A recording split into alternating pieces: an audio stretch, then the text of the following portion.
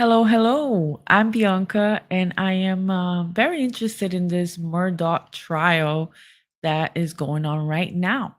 I want to go through some of the testimony that we heard from him today when he took the stand, and also just go back a little bit to see what we know so far and what can we remember so far.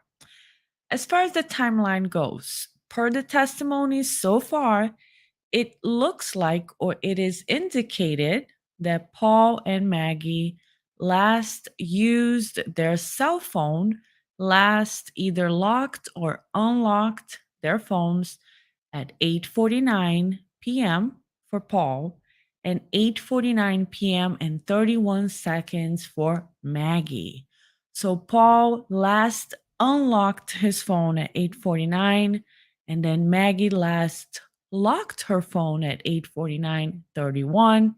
The prosecution has been trying to make this the exact time of death, which means that because Alex was with them in a video at 8:44 p.m., they are indicating that this leads us to believe that Alex murdered his son and his wife at 8:49. And that was the last time they unlocked or locked their phone. However, for Maggie's phone, there is some extra activity going on at 8:55 p.m. There is some type of a snapshot that she's trying to attempt with her camera.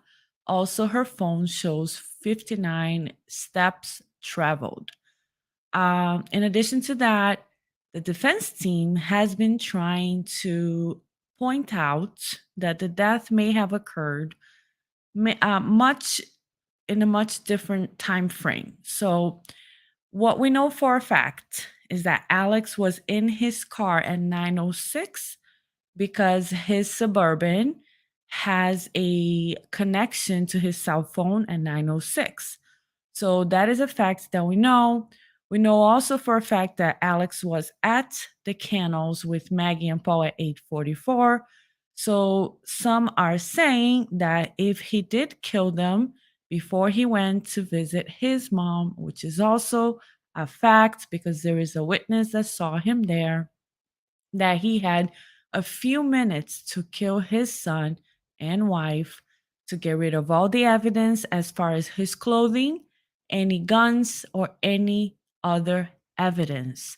Because the bodies were found in a brutal way, and Paul, unfortunately, had even pieces of his skull and brain on the floor. And it would be unlikely that the murderer would have no evidence on him, no blood, no fluid, or anything like that. So this time frame between the 8:44 and 9:06, which is when Alex is in his car, seems very tight to have all that done. Now, there are some things that for me, they were a red flag, even though I do like to always come from the defense aspect of a case. And I do have a lot of interest about these cases because just the court just fascinates me. And I believe that many of us are very interested in this case. So for me, even though I come with the time, with the mindset that this defendant is innocent until the state proves that he's guilty beyond a reasonable doubt. There are a lot of red flags. And for me, one of them were when the prosecution showed that during 9:02 and 9:06, in a 4-minute period, that Alex's steps were like much, much higher than what he usually had recorded that day. So in 4 minutes, I think his phone recorded 70 steps per minute. The other thing is that in 20 seconds, when he placed the phone call to 911, it was exactly 20 seconds after his car pulled at the kennels. So he had 20 seconds to view what had happened, the bodies, and process whatever in his mind and make that phone call to 911.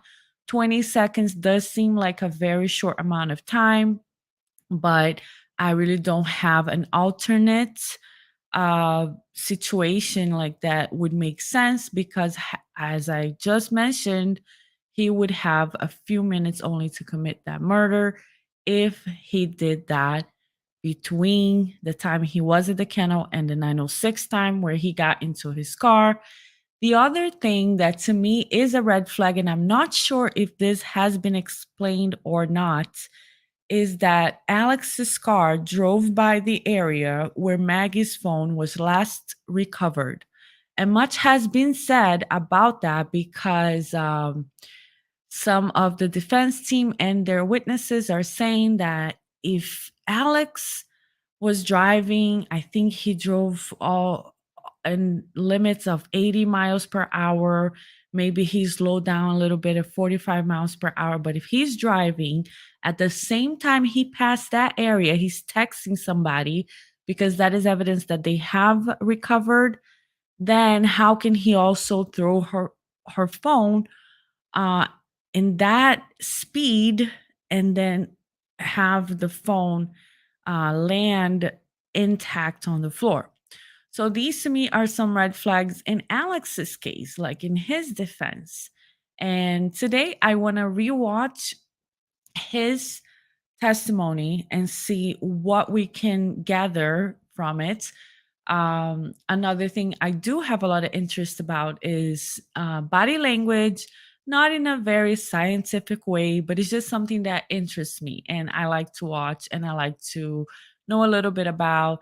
And another thing that I have had interest in the past and I know a little bit about is about psychopathy and how some people have this side of them that I didn't really have any understanding before I got interested in.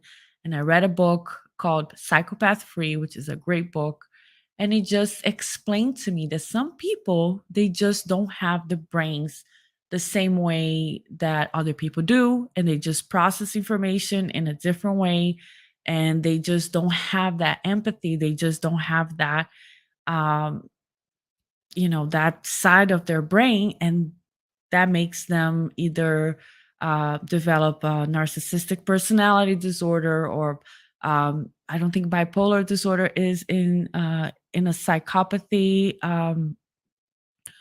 window, but there's other types of psychopaths, right? Not every psychopath. One of the biggest things I learned from this book is that not every psychopath is that murderer that we see in a movie that just did horrible things and like Silence of the Lamb type.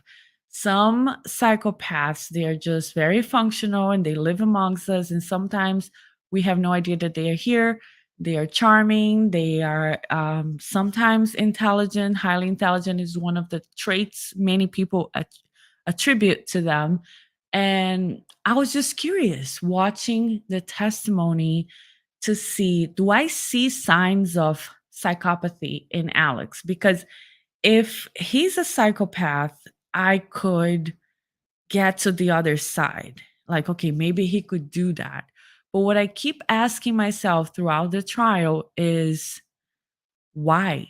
Why would he do that? Why would he kill his son and wife? Why? I don't understand.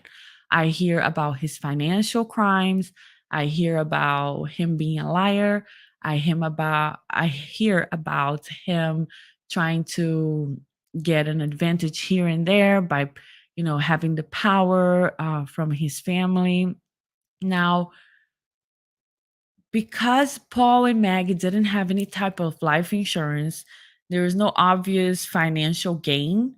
There's no proof they were getting a divorce or any type of proof that shows a motive that has been introduced in this trial. I find very hard to answer that question that I keep asking myself. So I wonder, are any of the people in the jury asking the same questions? Like, why? But okay, you're telling me all these crimes, you're telling me all these things he did, but why would he kill his son? Why would he kill his wife? So hopefully we can get some red flags or not red flags. I have no this is purely like for entertainment. I have no education on this. I am not a psychologist. I cannot diagnose anybody. I am not a body language expert. I just think these are things that interest us and everybody that has been watching this trial, is like I see it all the time on Twitter and all kinds of comments. And I find like it is a fascinating trial to watch in many aspects. So I invite you all to come and watch this with me. And please leave a comment, subscribe, and share so that we can do more of this together. And we're going to start with Alex being called to the stand.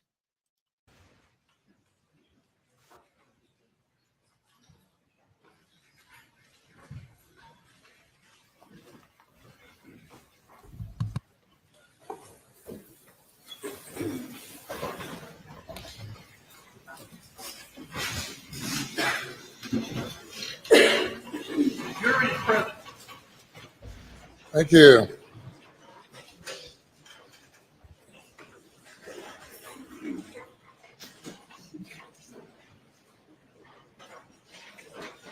Ma'am, you will not be able to sit. The lady's trying to You cannot sit there. at the jury box. You cannot sit in the jury Can't box. sit in the jury box, lady. Come on, what are you doing? Get up. Okay.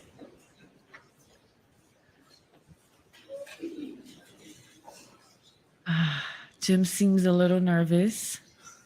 He's like, look at him. Call He's your next like, witness. Here we go. Thank you, Your Honor. The defendant, Richard Alexander Murdaugh, wishes to take the stand.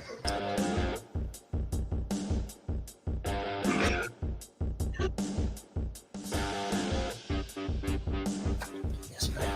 You place your left hand on the Bible and raise your right. You swear or affirm that the testimony you give today will be the truth, the whole truth, and nothing but the truth. Yes, ma'am. Thank you. You'll have a seat on the witness stand. Who's nervous? I'm nervous. I'm nervous for him. I'm nervous. And if you don't mind stating your full name again and spelling your last name. I'm Alec Murdaugh, Murdaugh. Bye-bye. Good morning.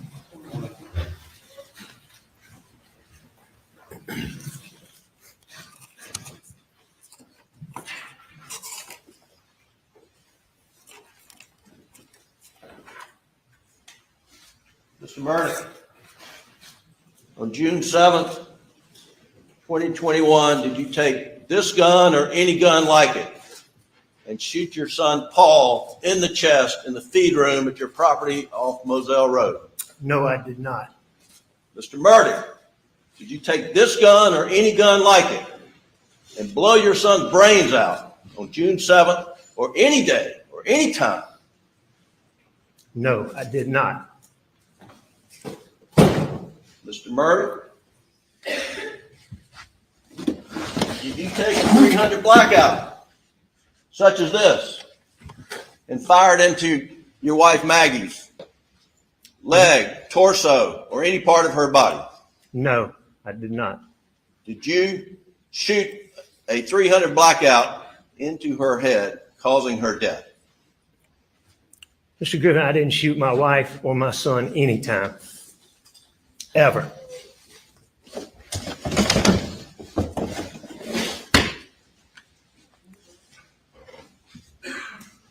Okay, so I believe him when he says that. I don't know what you guys think. Please let me know in the chat. Please leave a comment. I believe him. He's saying no, I did not. I mean, this is a moment that he's been waiting for. He's been sitting in jail for a long time and he's been watching this trial. We all been watching this trial. I think we're on week 4. And, he just shows a high level of stress and like this is the moment that he's been waiting for.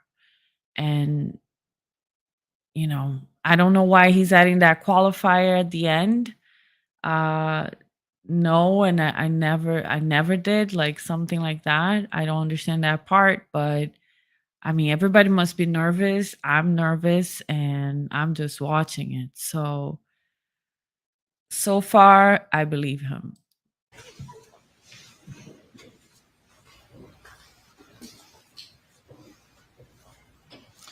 Mr. Murdaugh, is that you on the kennel video at 8:44 p.m. on June 7th, the night Maggie and Paul were murdered? It is.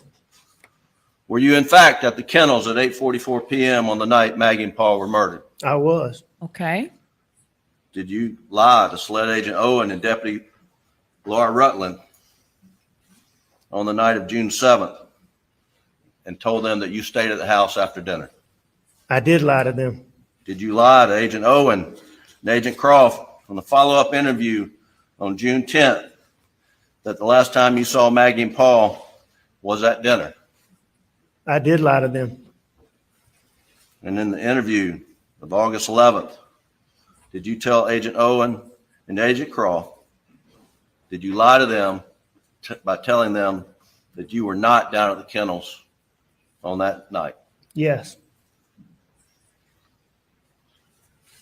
Alec, why did you lie to Agent Owen, Agent Croft, and Deputy Rutland about the last time you saw Maggie and Paul?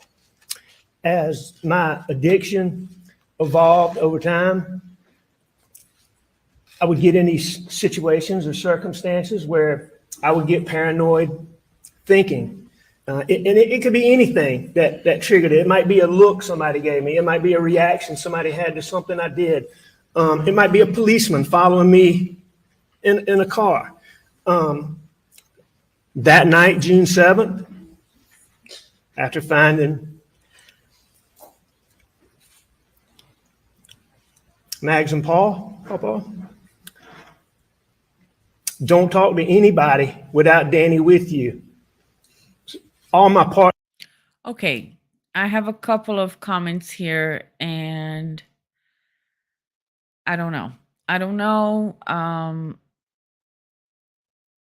I want to say I believe him still, but I think the best answer for him would have been right away. Like, this is a big question. Everybody's asking, why did he lie to the police about not being in the kennels? Like, when he was asked multiple times, when was the last time you saw your son and your wife? Why didn't you say I was at the kennels? In my mind, before any of this, I thought that maybe he had like gone to the kennels to help them with the dogs, and then he went straight to his mom's house. That's what I thought had happened, but we're gonna see here that that's not what he says happens. Now, what would be a good answer for me watching from the jury, right? Why did you lie? I was in shock. I had just found my wife and my son murdered. And when they asked me, I actually didn't even remember that I was at the kennels because, I come here every day. It's like part of my property. We come here, we play with the dogs, and we had dinner. That part just escaped my brain. And I think that would have been more believable because of the shock and because of the trauma that he's experiencing when he finds his family like that. That who would remember that, 2 hours ago or an hour and a half ago, I was here for 2 minutes. Like, I came here for 5 minutes to help them, and then I left. Like, I wouldn't remember that. But when he starts saying, because I'm paranoid about the drugs and all of that, I'm like, okay, all right, we're with you. Let me, I'm not sure that I buy this answer. And somebody pointed out to me today, which I thought was very interesting, that they believe that he's innocent of these crimes, of this crime that he's being accused of on this trial, but that because he seems to be a liar, like a pathological liar, that sometimes he lies without even the need of it, which I can totally see that being true, that his brain just tries to make up for something and then he just lies. Because, okay, why did you lie that that you weren't at the kennels? Why did you say you weren't at the kennels? Oh, because I have a trauma. No, he says because I have paranoia. And then and then he says, and then when I found him there, and then he just keeps going to like, oh, my partner this, and this guy told me to never talk to his lead. But that doesn't really make sense because he had a car interview for several minutes. He was on the 911 call for several minutes. And then all of a sudden, he's going to say that he didn't want to that he lied to the police because his partners, like the attorneys, I guess, that were advising him, that were also his friends on the scene, were telling him, don't talk to the police, or I don't know. Let's see what else he says here. Partners were just repeatedly telling me that. I had a deputy sheriff taking gunshot test from my hands. And Okay. sitting in a police car With David Owen. with David Owen asking me about my relationship with my wife and my son. Yeah, so you All fear a those things suspect. coupled together after finding them, coupled with my distrust for SLED, caused me to have Yeah, why do you paranoid have thoughts. distrust for SLED at this point? Because today we know that SLED messed up on the investigation. They stepped all over the blood. They didn't take photographs of a lot of the evidence. But why is he distrusting SLED at the crime scene, like before any of this happened? Normally, when these paranoid thoughts would hit me, I could take a deep breath real quick, and just think about it, reason my way through it, and just get past it really quickly. On June the 7th,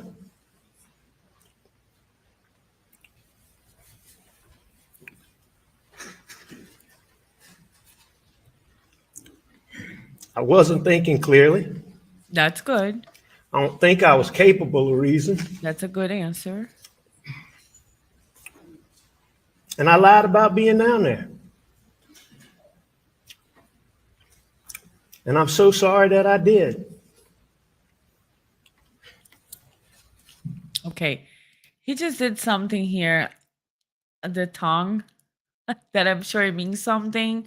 I'm gonna look it up and see, but I did hear the body language panelists referring to that before. Let's keep going, and I'll look for it. I'm sorry to my son Buster. I'm sorry to Grandma and Papa T.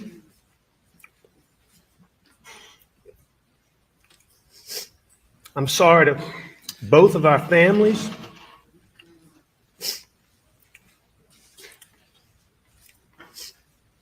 Most of all, I'm sorry to Mags and Pawpaw.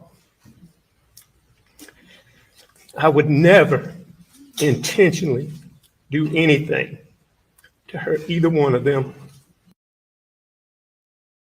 And here again, he talks about intentionally, but just before we get into that, I was looking for what does it mean when you touch the side of your mouth like that? And he did that after he just explained.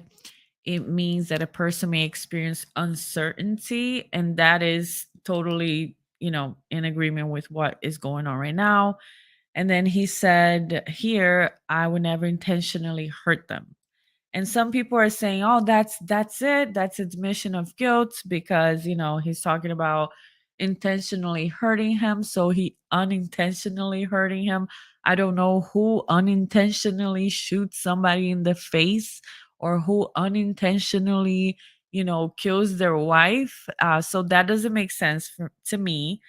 What makes the most sense to me on this specific statement is that he means, with all the stuff I did, I didn't intentionally mean to hurt them. Like, he knows he hurt them because he stole all the money, he lied, and he did all those things with the financial crimes. But he's saying I would never intentionally hurt them.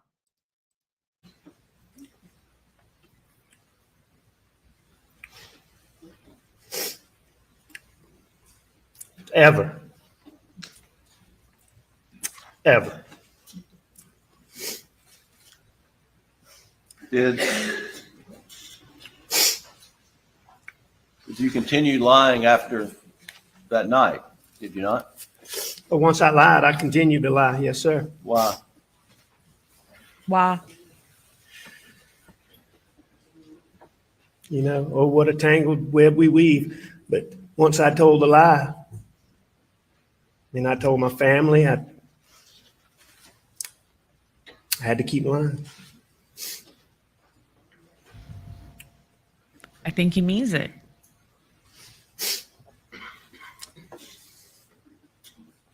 But that just begs the question, Alex? right? How far are you going to lie? Are you going to lie just about the money? Are you going to lie that you weren't at the kennels? Are you going to lie like that you killed your family? How much are you willing to, like, how far are you willing to go? How much are you going to lie? Or are you not lying? Let's tell the jury what happened on the evening of June 7th, Uncertainty starting again. when you met with Paul. I'd been at work that day, a fairly normal day. You mean start in the morning or? Sure, start in the morning. It was just a regular morning. Maggie was leaving to go out of town. She was going to a doctor's appointment, and she had some stuff to do at Edisto, where she was having some work done on our house at Edisto. I think he asked, "What did you do that day?" And then Alex is like, "Oh, Maggie was doing this and that." And also another thing he does that I'm gonna see it repeatedly is I don't know if he's trying to process his thoughts, but he'll be like, "You want me to start in the morning?" Yeah, I asked you, "What did you do that day?" I don't know. I went to work. That would be my answer, right?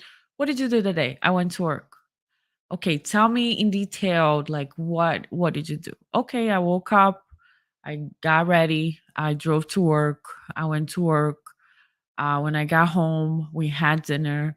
I would keep it in the I. So the fact that he is number one, wait, like asking another question. Do you want me to start in the morning?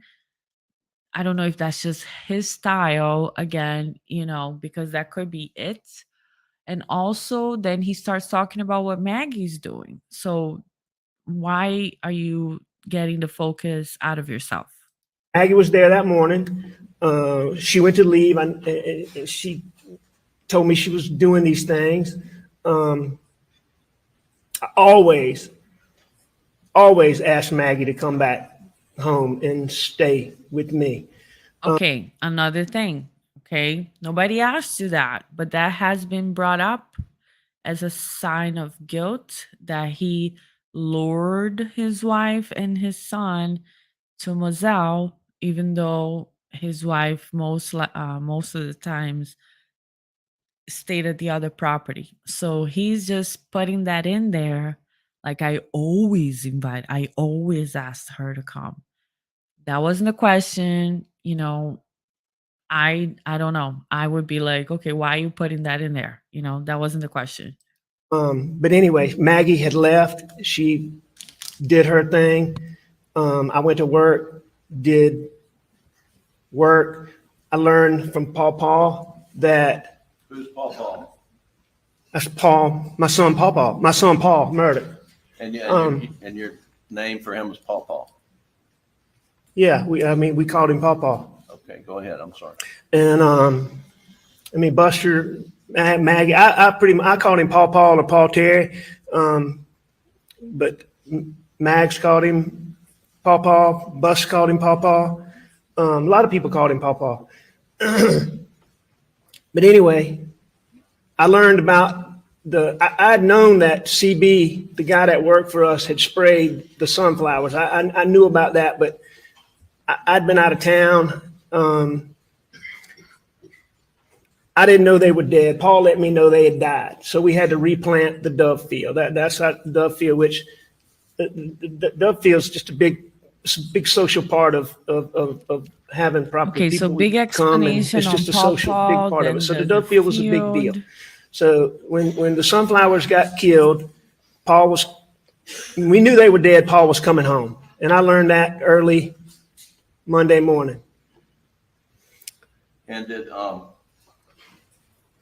and we'll catch back up, but at some point in time, did you meet up with Paul? Yeah, after work, I met Paul at the property. And we're gonna backfill and talk about more of the day, but I just want to focus in on that evening right now. Okay. When Paul gets to the property, what do y'all do? First thing we do is we go to the Dove field, and we look at the Dove field. And Hang on. How'd you get to the Dove field? he had come in my brother's truck. We got in my son Buster's black pickup truck. We called it Buster's truck, or the black pickup truck. You've heard it called too, but I call it Buster's truck. So again, a lot of qualifiers, a lot of how did you get there? We drove. We drove the golf cart. We drove the truck. We had Buster's truck. But that's just how I speak. Maybe it's different than how Alex speaks. He obviously has to put he has to slow down. I mean, he is Southern. He has to slow down and be like questioning again. What do you mean? How we got there? Yeah, how you got there. That's what I asked. Oh, okay. So yeah, well, Paul had driven his car, then Buster has a truck, and then it's like so hard to get to the answer. Just what happened? How did you get there? How did you drive there? Okay, so you're in Buster's truck and you go to the Dove field. Tell the jury what else. Well, that's the first thing we do. We go to the Dove field and we look, and it was clearly, it didn't, you could tell they were, you could tell they'd been sprayed, and you could tell they were dead. They might have still had a tiny bit of life, but they were dead. So we knew that. So we knew we had to replant the whole field. So that didn't take but a second. Who cares about the field? But after that, Pawpaw. It is kind of annoying that he calls him Pawpaw all the time. And, Buster didn't call him Pawpaw once. We just rode the property. We spent time together. I'll give him the benefit of the doubt. Now, we rode around look and we at spent time Buster's together. little reaction here. Buster's doing like a little evil, Dr. Evil, or that guy from the movie. It's just weird. It's just very weird, that whole dynamic. I don't know what's going on, and I want to know so bad. Property. Did you go to Is he the nervous? duck pond? Oh yeah, we went to several food plots. We went to Single Oak Stand, we called it, which is across the road. I know we went to the Bridge Stand. We went to the duck pond where we stayed for a minute. And stop eating your fingernail. Did Okay. you, I can remember the duck pond specifically. The duck pond. Okay. I had helped Paw plant the Dove field and the corn in the Dove field. So sunflowers, corn. And I had helped him plant the corn in the Dove field.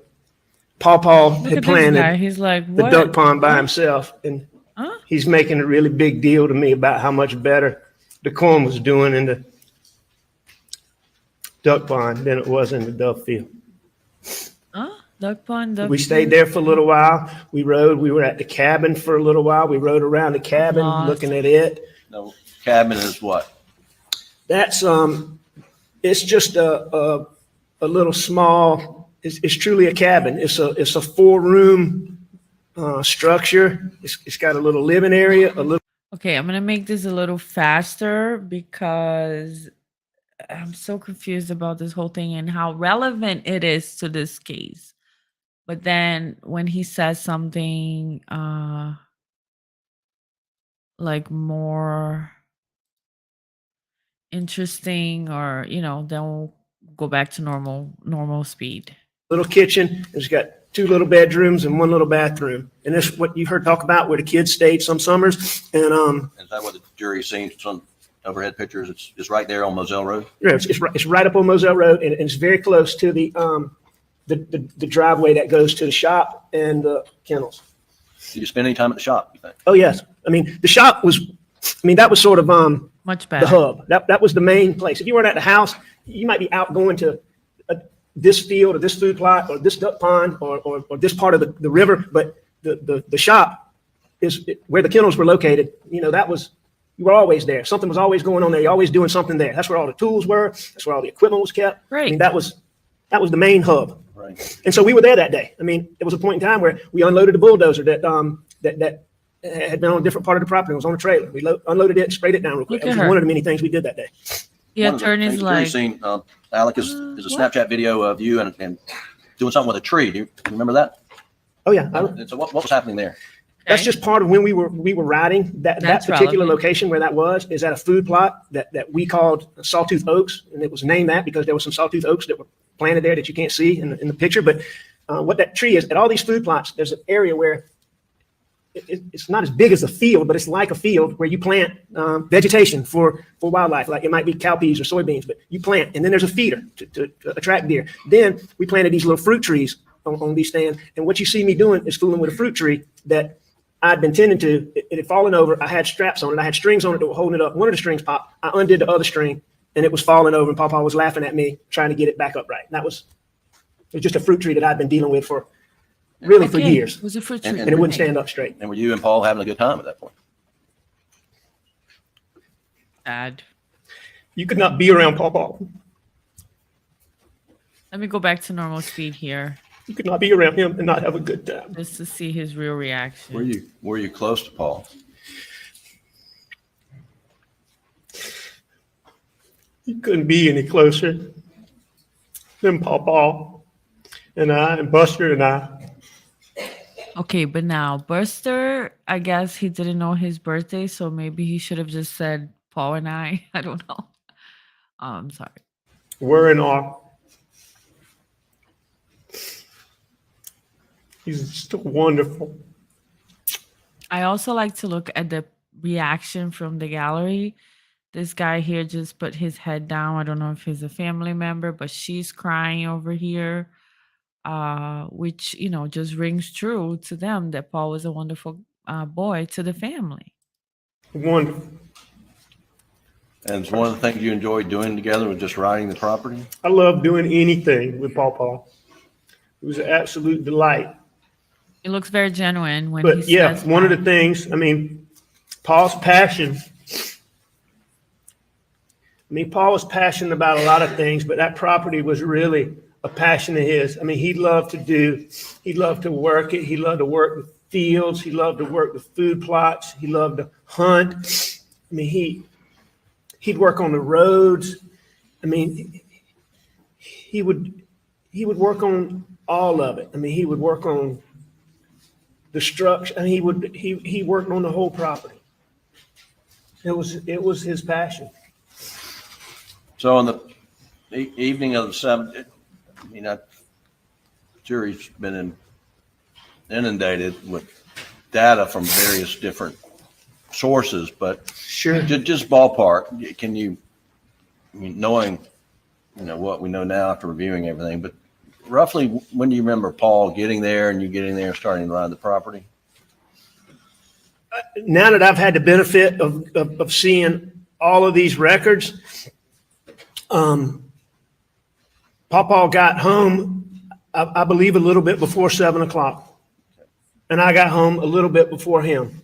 I think the details had been that I got home around 6:42 or 6:40. Now, Jim's face here, he just looks so, Jim is a personal friend of the family, so he looks like he has some anger and he also has the grief on the forehead.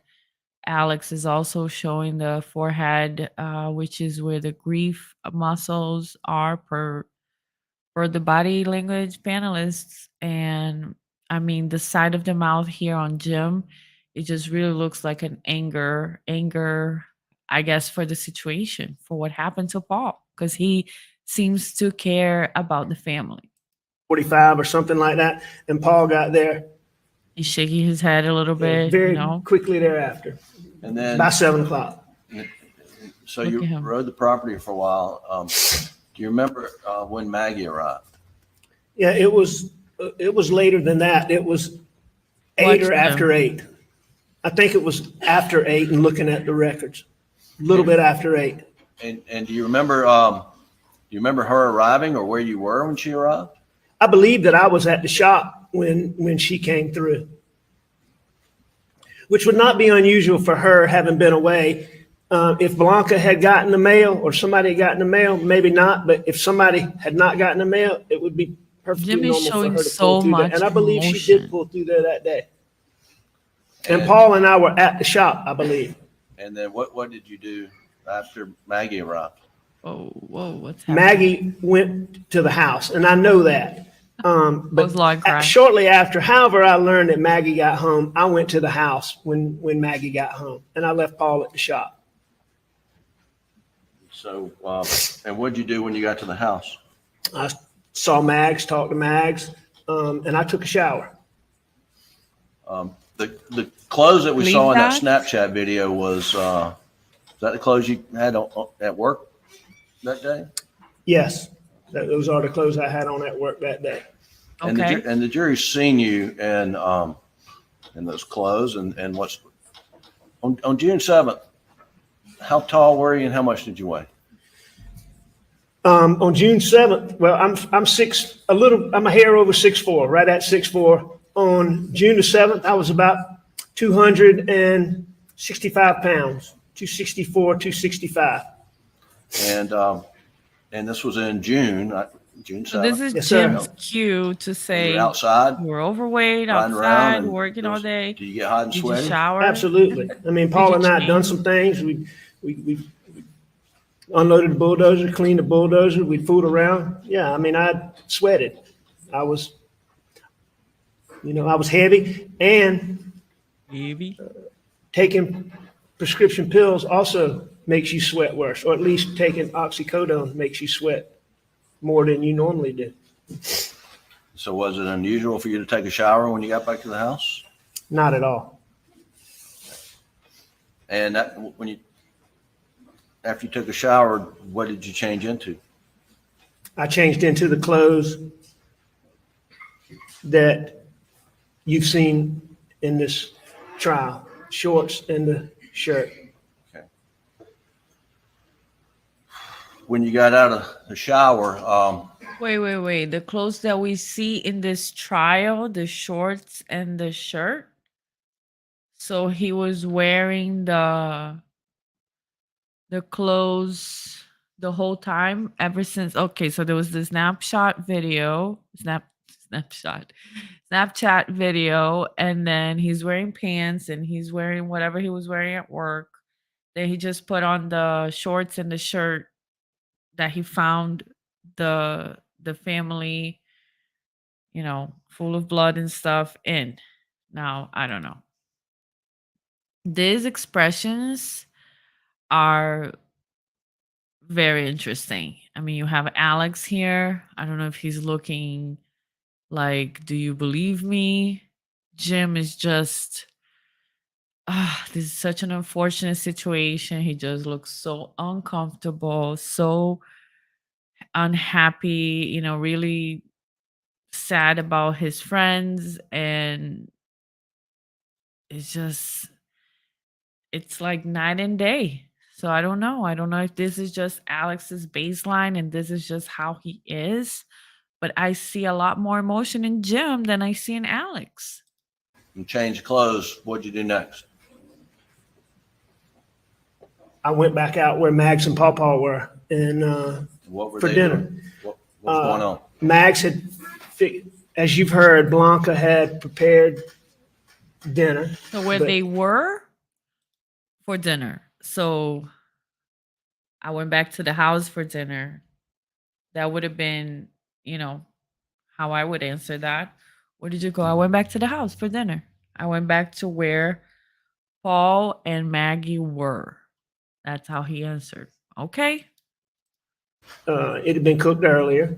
Mags had fixed I know Mags had fixed mine and her plate because I didn't fix a plate. She may have fixed Pawpaw. Pawpaw was eating, and Pawpaw was almost done eating by the time I got back out, which also, Now, if Jim knows that Alex doesn't call Paul Paw all the time, Jim could be showing a face of a little bit of disgust. I don't know. None of this is factual. This is just my observations. And, I wouldn't read too much into it. But Jim, he's been dealing with this guy for years. He knows him, he's a personal friend. And then just in this phrase, he used Paw like 4 times. Paw this, Paw that, Paw. It's like over usage, in my opinion. But then again, I don't know Alex. I don't know how he speaks. I don't know if he always did that. So we don't know. But Jim is looking at him, and I don't know if this is a face of disgust or whatever.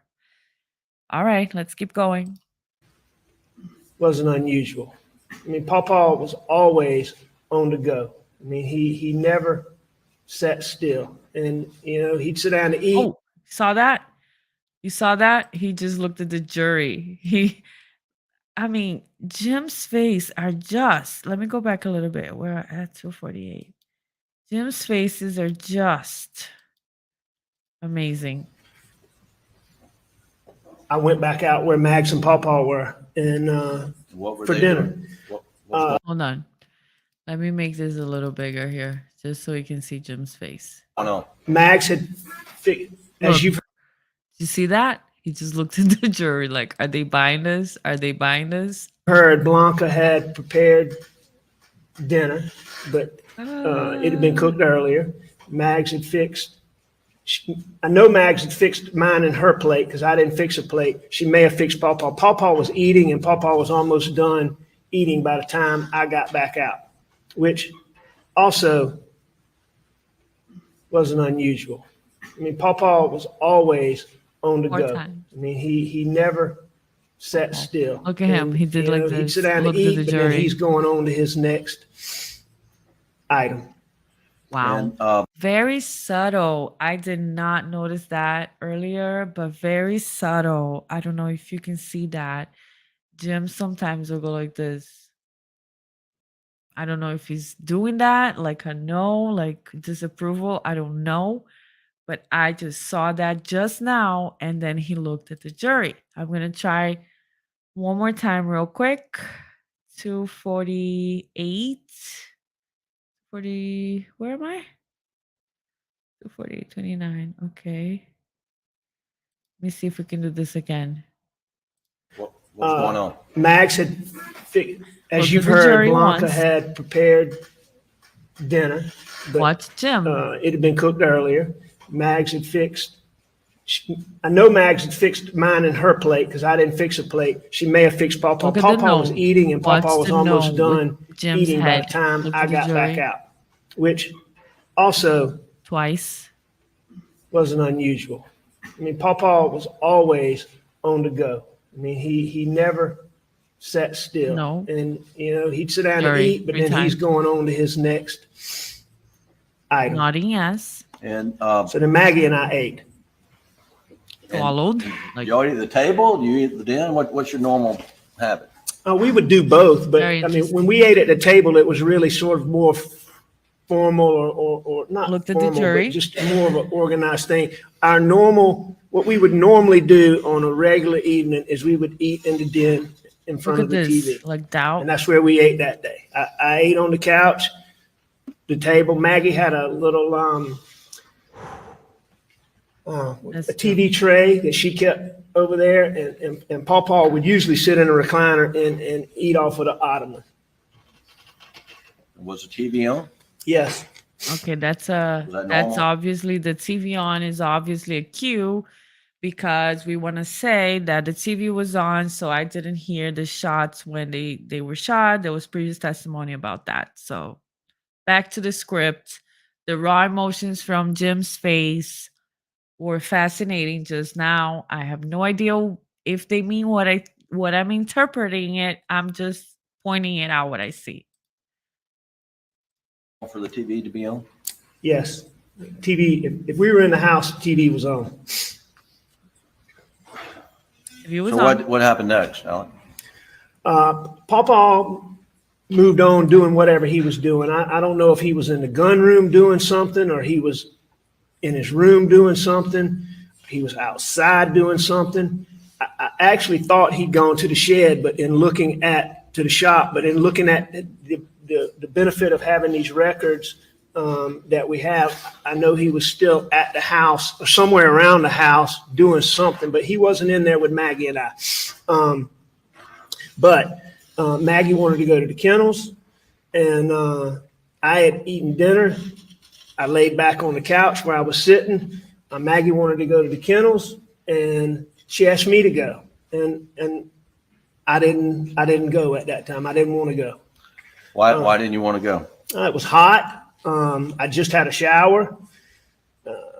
I knew I'd end up doing more work, sweating more, and the dogs is always a chaotic scene, and I just didn't want to go. now he just crossed his arms, which, international sign of like closing off. I'm closing myself off to you. Like I'm protecting my body. I'm protecting myself from you.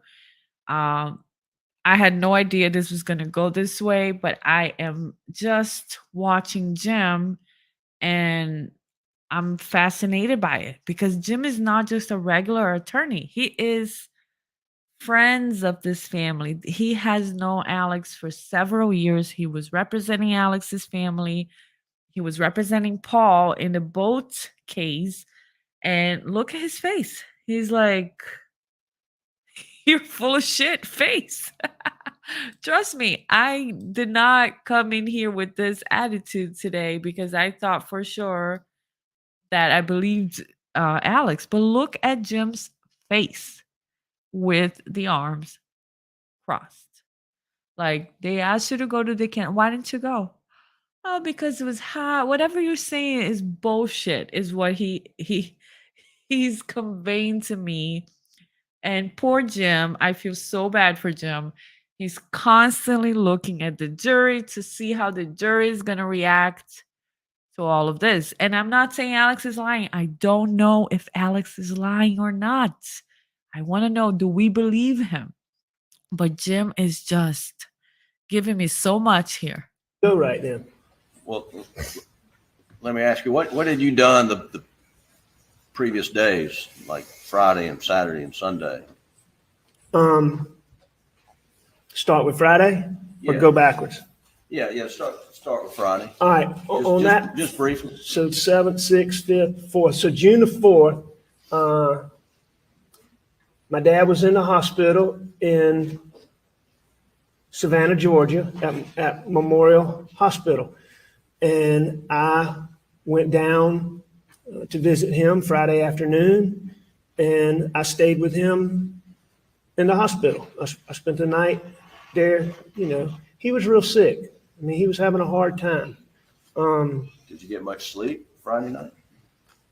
No, I mean, I had a real sweet nurse found me. At first, there was just a hard chair in there like this, but a nurse found me a soft chair, sort of like a recliner. So, I mean, I'm sure I slept, but I didn't sleep. I didn't get a night's sleep. No, sir. And then Saturday and Sunday? Saturday, we had plans with Buster and Brooklyn. Y'all have heard about Brooklyn. It's Buster's wonderful little girlfriend. And Max and I had plans with them to meet them in Columbia to go to the South Carolina. It was a regional baseball tournament. And South Carolina was playing Virginia, I believe. So when I got back from Savannah and met up with Mags, at some point we headed to Columbia. So, I mean, there wasn't a lot going on in between there. We headed up to Columbia and met Bus in Brooklyn. And then, did you stay in Columbia Saturday night? We did. We went to the ball game, and Now, Buster's face is just an enigma to me. I can't tell if he's like smirking a little bit. I can't tell if he's like, I can't tell. I don't know.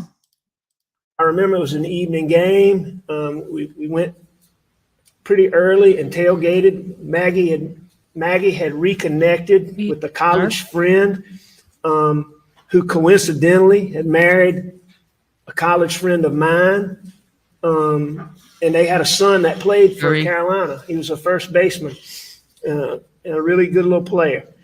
And we met them and tailgated with them, and it was a lot of fun. They had a lot of the parents of the players that were playing for Carolina, and it was a fun time. We tailgated, and then we went to, and it was a night game, so we went to the game, and the game got over.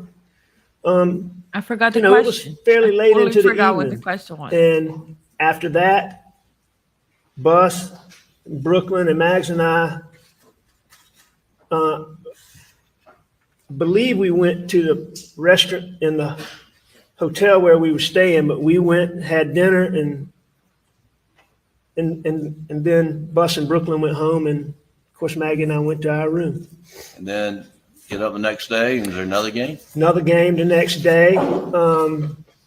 That's right. And And then after that, you head back to Moselle with Maggie. yeah, we went to the game. That's right. Mags and I go back to Moselle. Moselle. The jury's What's heard that? about, I think Ms. Rass talking about you bringing Krispy Kreme donuts to your dad. Maggie loved to. She spoiled my dad, and always taking him something. My dad loved sweets. That's And cute. She and I picked up donuts and took Krispy Kreme donuts to him. And then y'all both spent the night together at Moselle on Sunday night. Did you both spend the night at Moselle on Sunday night? Yes, And then the 7th was a work day? that's right. It's a Monday, June the 7th. Hang on. I'll rephrase it. Oh, I'm Was He's pretending like he doesn't know what an objection is. There was an objection. He's like, hang on, Alex. Like, he's like, oh, I'm sorry. Am I supposed to not talk when there's an objection? I don't know. I've only been an attorney for 500 years. sorry. was Monday the 7th a work day for you? Yes. Okay. Or a And I just thieving wanted day. to give that background. And so moving forward to when you testified previously about Maggie asking you to go to the kennels, were you tired? Oh, yes, I was tired. And you had just had a shower? Just had a shower. And you said that, well, did you go with Maggie to the kennels No, immediately? no, I did not. What'd you do? What did she leave? Yes, she did. She left and Paw Paw was gone. Do you know how she got to the kennel? At the time, I didn't, but now looking at these condensed records and understanding the timeline, it's clear to me that she rode with Paw Paw. And Everybody thinks and did you we're stay in like, the I don't house? know. Yes. I don't know. For how long? Not long.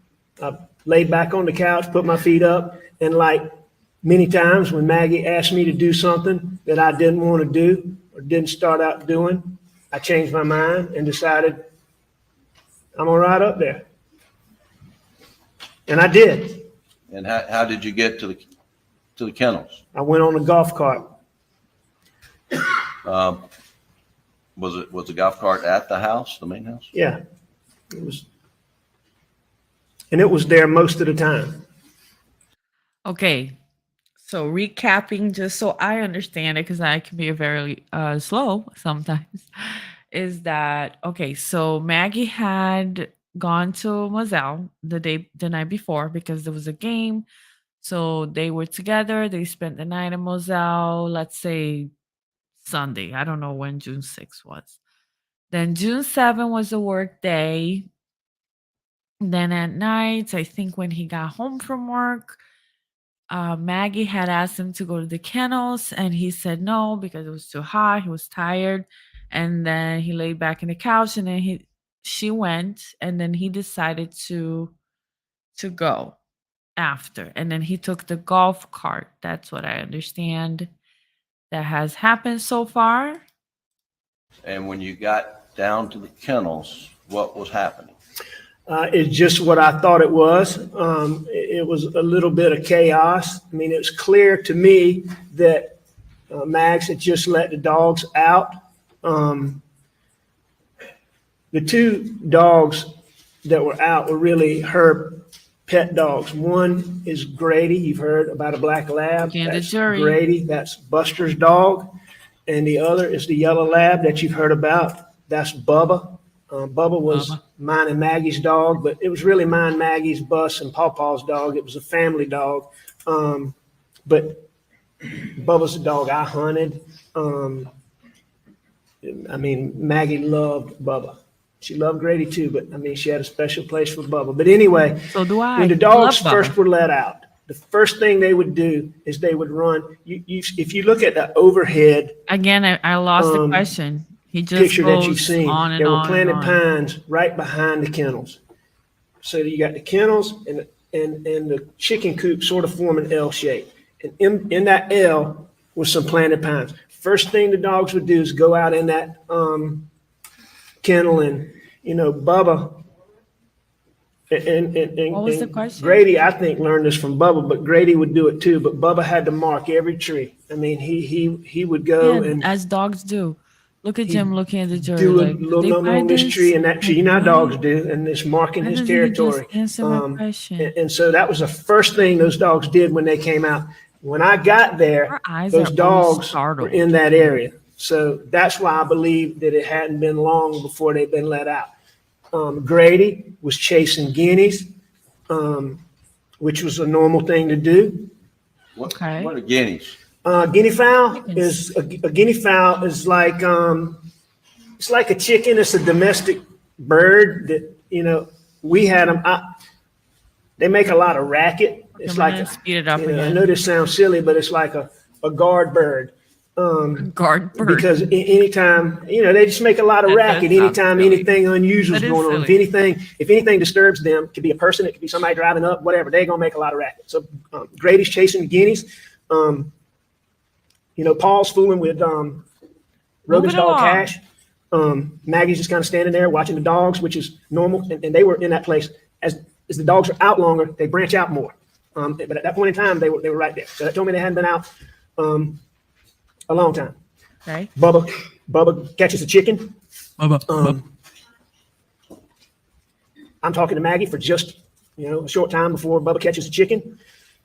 I take the chicken, put it when Bubba didn't chase. These dogs didn't chase the chickens to kill them, and they didn't normally kill them. They did kill them sometimes, but it was about the chase with those dogs, and Poor they were animals. proud when they caught one. You could just tell by the way Bubba would prance to you when he brought the chicken to you. He was proud that he had caught it, but he wasn't trying to kill it. And so most times the chicken wasn't dead, and that chicken wasn't dead. But a lot of times they would be stunned and they would be just real lethargic. So you had to take the chicken and you had to put it up somewhere where the chicken could be by itself for a minute, and it would eventually, usually, come back to normal and That's going about its, awful.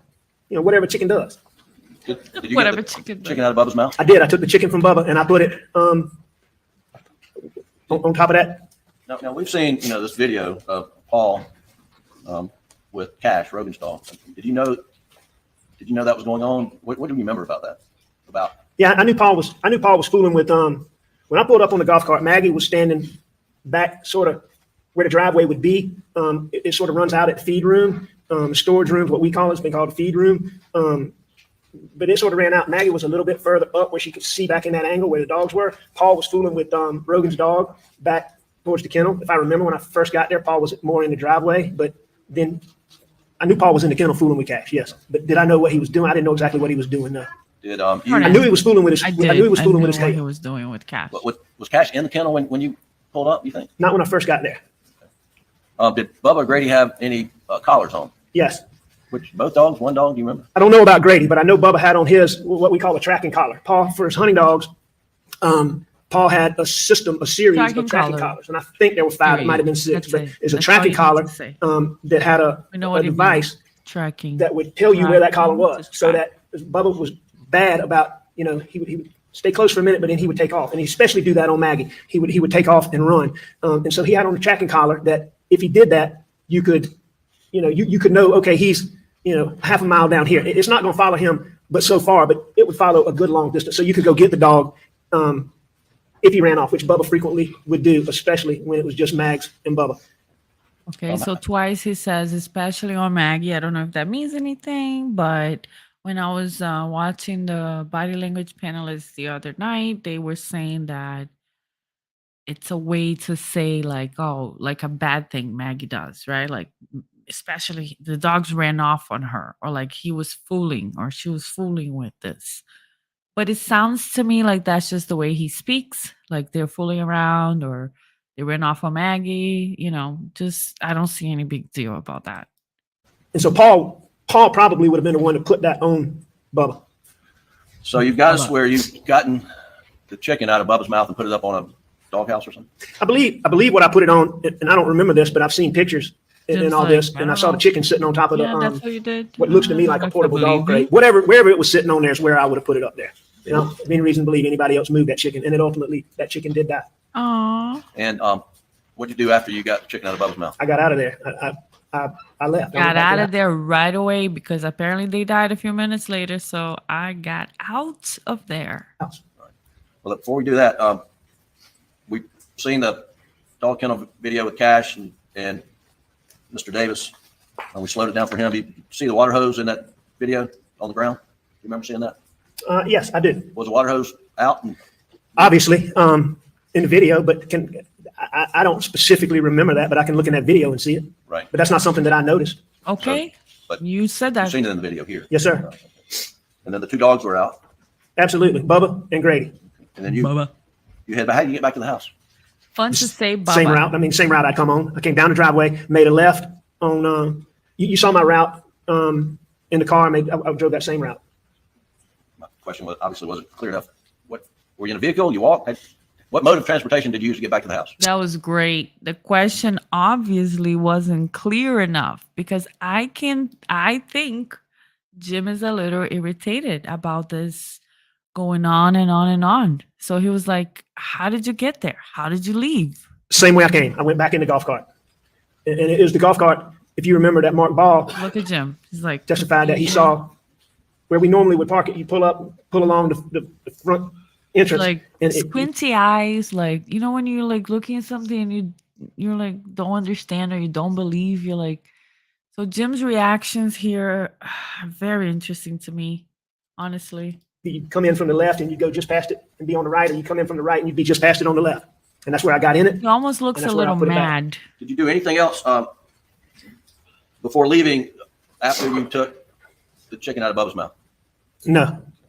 We've heard about Bubba being stubborn. How long did it take you to get the chicken out of Bubba's mouth? Well, Bubba could be stubborn, but Bubba would listen to me. And another thing, when Bubba had on that collar, one of the other features of that collar was Did Bubba have on the collar or was it Grady? Bubba had on the collar. Bubba had the collar. I know Bubba had a collar on, and I'm not sure about Grady. Okay, go ahead. If I misspoke on that, there's no question about it. you Bubba didn't. had on the collar. You didn't misspeak I on assume that. Grady did too. But I didn't, even though I saw Grady, I didn't notice for the fact that Grady had on the collar. Okay. But he probably did. You did say Bubba earlier. Makes sense to me that he did. How long Don't did it take worry. to get the chicken out No. of Bubba's mouth? It didn't take long. Number one, Bubba's coming back there to show me, hey, I caught this chicken. So he's not running from me. He's proud of that fact that he caught this chicken. So, Bubba is so cute. I think no, he's not a chocolate lab. I don't know, but he's so cute. He's like, look, I got the chicken. I'm a mischievous dog, and dogs are so amazing.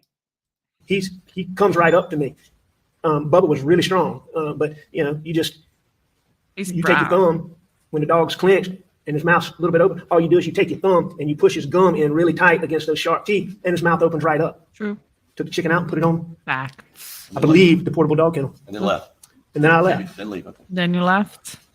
And did you go back to the house? I went straight back to the house, to the air conditioner. And what'd you do when you got? Jim almost looks like he doesn't believe Alex, and he's like, then you went back into the house. Yeah, sure. That's That's how Jim looks to me today. Got back to the house. I lay down on the couch. And then what? Well, I mean, was No TV on one. when you went back? Yeah, I mean, the TV never got cut off. So you went back to the house, you laid down on the couch, and then what happened next? I'm not positive I dozed off for a minute or didn't doze off for a minute, but I got up off Jim's the looking couch. to watch. He's gonna look and at I the jury again. I made up my mind I was going to visit my mom. Had you spoken to Barbara Mixon earlier in the day? I did. I And, talked to Barbara most days. If I didn't see her, I talked to her. and what was your understanding of your mother's condition late on the afternoon of the 7th? She was agitated, which she got agitated when my dad, we were putting my dad in the hospital. Here he just said agitated twice, which is the word that the caretaker did use when she took the stand this week. So she was agitated. She was agitated. And I think he's going to say agitated again, which is just an observation. But, it's just when you are a psychopath, okay? And I'm not saying Alex is a psychopath. I have no facts on that regards. I'm just saying psychopaths, they are unable to feel emotions. So what they do is they mirror other people's emotions and they mirror other people's words and whatever they want to portray or whatever they want to show or whatever they want to make you feel. They notice how other people make you feel and how they speak, and they mirror. They do the same thing so that they may be received in a certain way. So that's just interesting to me that he uses the same word she uses. I mean, he had a lot over the 18 months, 2 years. I mean, my dad was in the hospital. He was in the hospital a lot. And my mom, I believe my mom knew when my dad wasn't there because, she would get agitated. I mean, that's just the only term you can think of. She'd get agitated. She'd cry a lot. She'd be fussy when she normally wouldn't be fussy. I know Alzheimer's patients are unpredictable, but I'm convinced she knew because it happened frequently. And Barbara Ann told me, your mom's agitated. You need to check on her. I gave her medicine. She's 5 resting. times. So it wasn't anything urgent, but she's resting. So what Barbara would do, and Barbara could handle her better than, my mama, we all love Barbara. My mama loved Barbara. Barbara could get my mom to do things that nobody else, when she fussed for anybody else, including me or my brothers or my sisters, Barbara could get her, in order. And, but Barbara had given her medicine and to settle her down and calm her down. And that would sometimes make her go to sleep for a little while. But then she'd be agitated when she woke up. 6 times. So did you go Interesting. check on your mom? I did. Where did you park when you got there? And you saw the pictures. There's 2 exits off of that deck. One of them to the right, one of them straight out that back door. I would have parked to the left. If you're coming down these steps, if these are the steps, it would be to the left and back over there, All right. which is where Very I precise. always parked, or where we always parked anytime you were going in that entrance. I'm going to stop there and ask Doug, if you don't mind pulling up State's Exhibit 524, which is the GM OnStar data, and slide 38, which is in evidence. Can you see this the slide with those dots? Yes, sir. Alex? I can. Red dots here at the seem to be joined. Where is that in relation to your parents' house? Where the arrow is? Yes, sir. No. All right, That's that's what I back in the have. area where I'm talking about. All right, so if you look in this picture, all right, you see the open area with the green grass? That's the front door. Okay, yeah, right where that circle is. That's the front door. If you look closely at the house, you can see a big dormer right in the middle of the roof. That's right over the front door. The white thing to the left of the house, that's like a parking pad where the driveway ends. And there's a parking pad. So if you follow the driveway all the way to the house, you're gonna run straight into a carport, right? By the carport door. Just to the left before you get to the carport is this area that you can see here. That's part driveway, mainly parking pad. All right, I'm going to, Doug, if you'll pull up Defendant's Exhibit 130, which is in evidence, please, sir.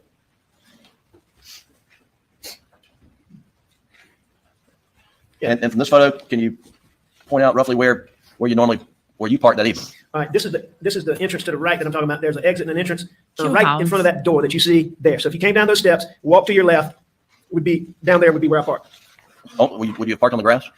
You get on the edge of the grass back there. There's some grass there for sure, but it's not the area up here by the house where it's sodded and Sure.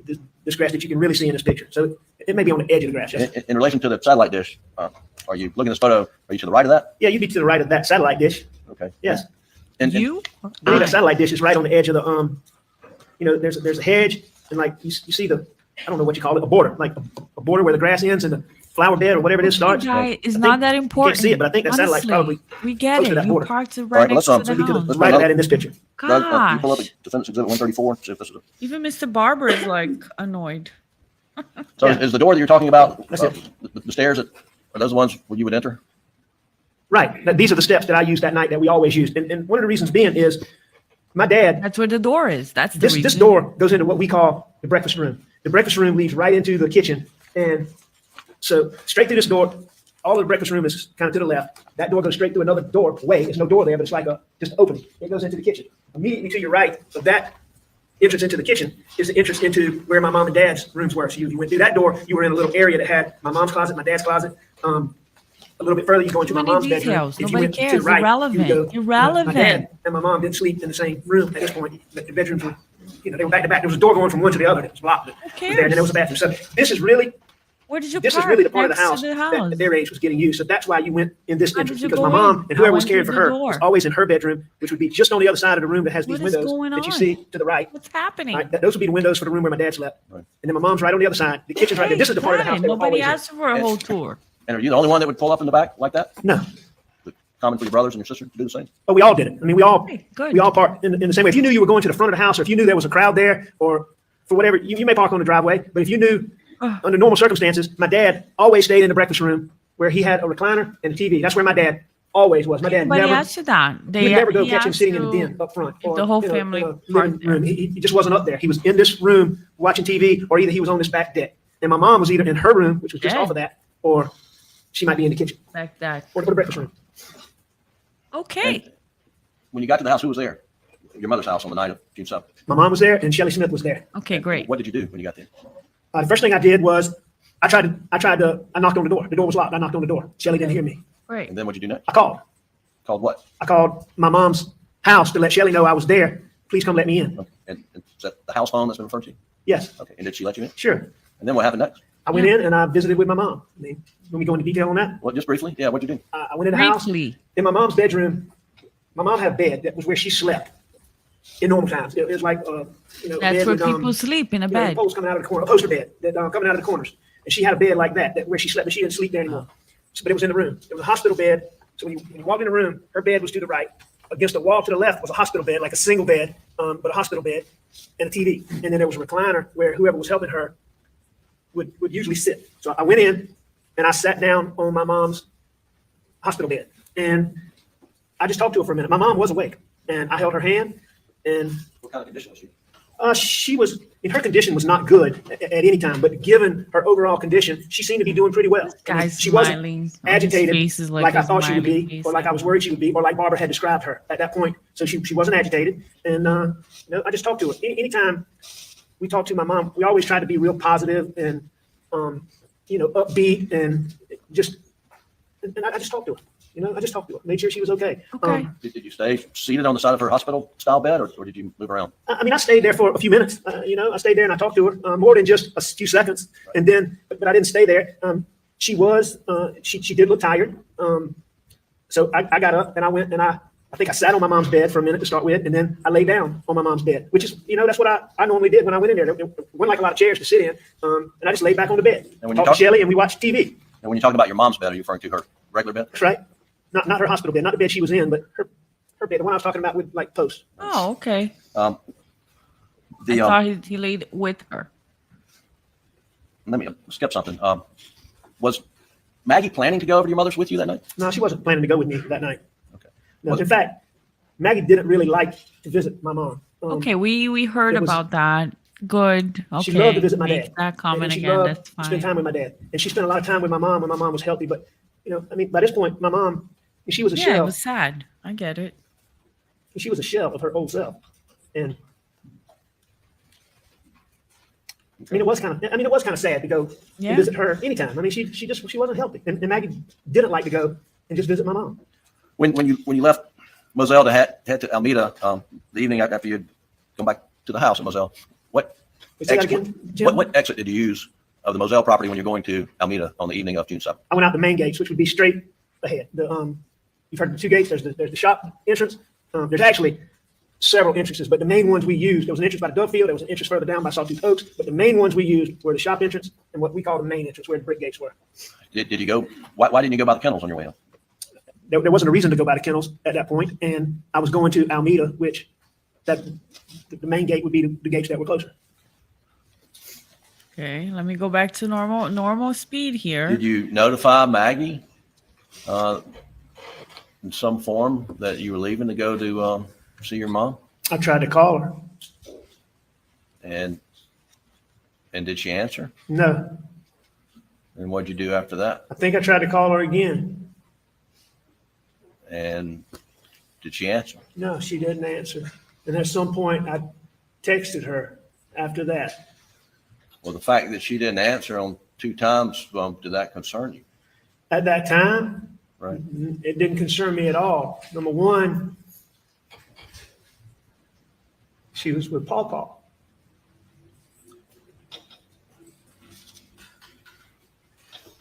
So, no. I mean, number two, I mean, it's not unusual to not be able to get somebody all the time when they're at the house or they're on the property. I mean, you've heard all the testimony about how spotty cell service was. So, no, at the time, it didn't strike me as anything unusual.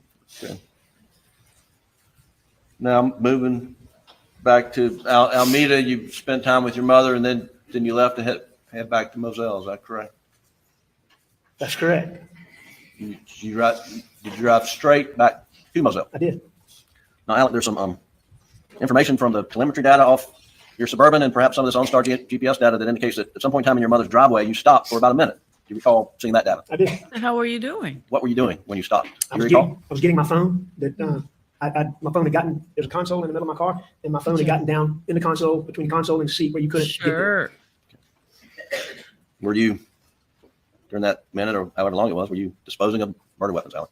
No, Were you disposing of bloody clothes? no.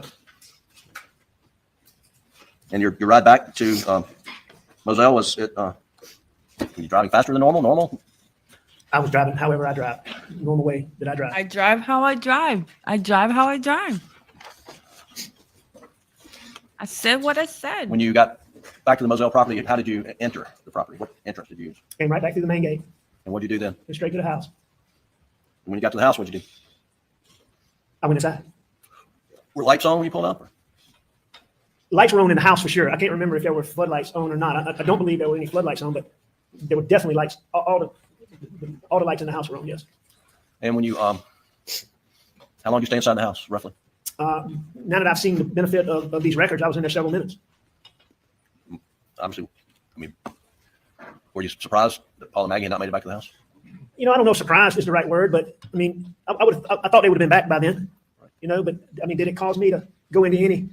It wasn't like I was shocked, but I mean, I thought they would be there. I mean, I distinctly remember, I went and looked. Sometimes I was very hot natured. Number one, I was hot, I was heavy, and I was taking pills. So I was always hot. Maggie was always cold. Sometimes she would watch TV. We had a TV in the hunting room you see on the wall there. Sometimes Maggie would be in there watching TV where she could have the thermostat different than we always kept it cold in the main part of the house. So I know I went in there and I keep it at 65. looked in there for her. It's not unusual for Maggie to be taking a bath and be not able to hear me. So I went back there and I know I did those two things and looked in those two places. And they weren't there. And so, I knew they'd been at the kennels and I assumed they were still up there. So what'd you do? I went to the kennels. I may have tried to call them. In fact, I probably did try to call them. I would think I called them. But as I sit here right now, I'm not positive, but I would think We I have did. the I information tried to that call you them to did see. call them. Now that did you drive down to the kennels in your Suburban?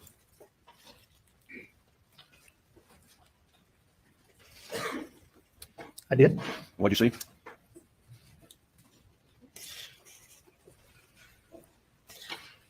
So what y'all have seen pictures of?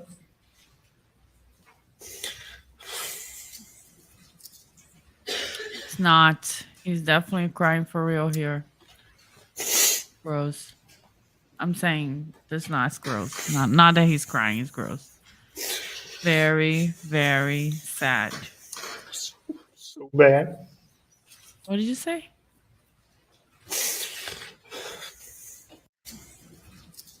I think he said it was so bad. Look.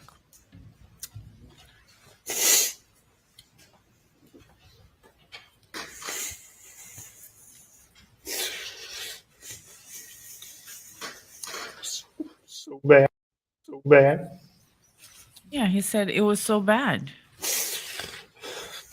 I don't know why people are saying, what a big deal it is that he said I did him so bad. He said it was so bad. That's what he said.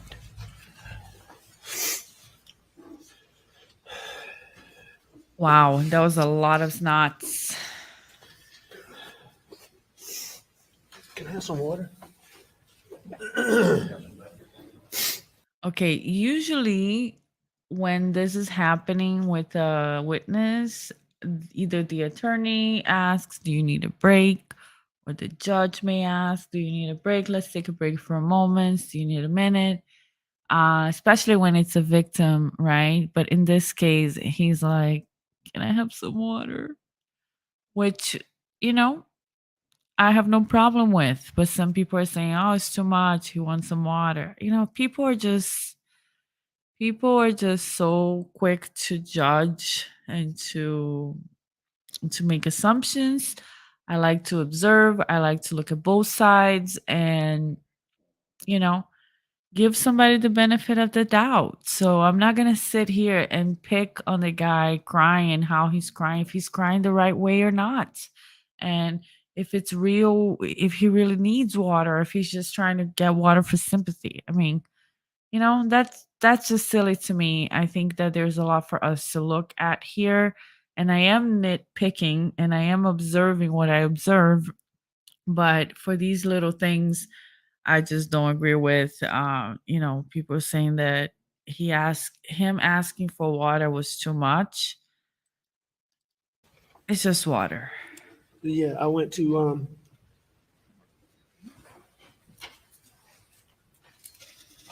What did you see was the question?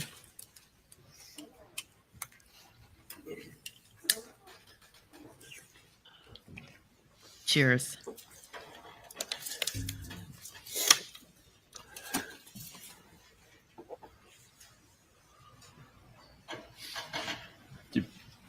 Did you see them on the ground when you're pulling up in your Suburban? I did. And what'd you do when you came to a stop, Alec? I think I jumped out of my car. I'm not exactly sure what I did, but no, I got out of my car. I know I ran back to my car, called 911. I called 911. I was on the phone with 911. And I was trying to tend to Pawpaw. I was trying to tend to Maggie. And I just went back and forth between them. Were you, Now, okay. It's it's hard not to question things, right? When we're watching this, he's saying, okay, he saw it, he called 911. That was 20 seconds from the moment he pulled up to the moment the 911 call was placed. Actually, I think it was 18 seconds for the 9111. It was like a misdial, then 911, 20 seconds. Then he says, I was on the phone with them and I was trying to tend to Paul and Maggie, and I was going back and forth. And based on what people have described the scene as, where is the blood, right?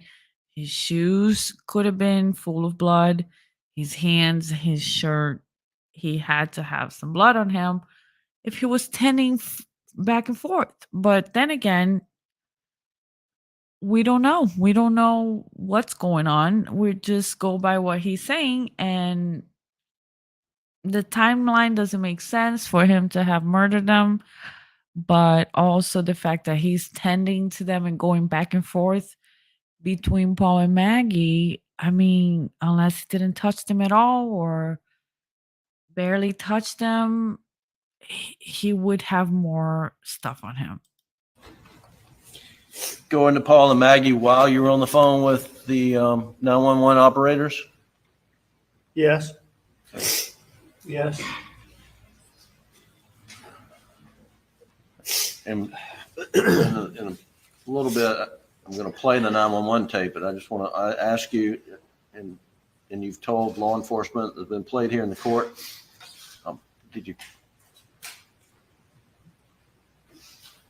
What did you do when you went up to Paul at some point in time? Hey, Paul. Paul was so bad. At some point, I know I tried to Okay, check him wait for a Paul. second. Wait a second. 332. 332. I know I tried to turn him over. When you say you tried to turn him over, why were you trying to turn him over? That's been played here in court. What did you do when you went up to Paul at some point in time? Hey, Paul. Paul was so bad. At some point, I know I tried to. Okay, so he said Paul was so bad. Some people were saying that he said I was so bad. So that's not what he said over here. Checking for a pulse. I know I tried to turn him over. When you say you tried to turn him over, why were you trying to turn him over? I don't know. I don't know why I tried to turn him over. Me and my boys laying face down. He's done the way he's done. His head was the way his head was. I could see his brain laying on the sidewalk. I didn't know what to do. I tried to turn him over. So I grabbed him by the belt loop. I tried to turn him over. And when I did, his phone popped out. His phone popped out. And I just picked it up and I put it right back there. Do you have any idea how it popped out? I know it came out of his pocket when I pulled on his belt loop. When I pulled him to turn him over. And it just popped out. It just popped right beside him. It sat right beside him. Were you able to turn Paul at all? I didn't. I don't know if I was able to. I didn't turn him over then. No. What side of the what side of Paul were you when you were doing this? I was on the side that was away from. I was on the side that was away from where my car was. Okay. What'd you do with the phone? I put it back on Papa. You know if you put it, which way it was pointing, upside down, downside, anyway? Couldn't tell you anything about it. I know his phone popped out. I picked it up and I put it back on him. Did you see any messages on Paul's phone? No.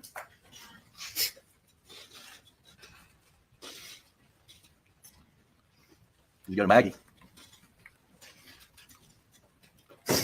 Did. Did you touch her? I did. Where did you touch Maggie? I think I touched her down around like. I don't know. If you ask me exactly, I think I touched her down around her waist, but I don't know. It was so bad. Excuse me. I know I went back and forth. I went back and forth between them. I know I did. I'd like to play Doug the Colleton County portion of the 911 call, which is in evidence as defendant's exhibit number 9. And Doug, this is the long version, the first clip. And stop it when I say stop it, please. 2021, 22 hours, 7 minutes, 9 seconds. I'm still here, okay?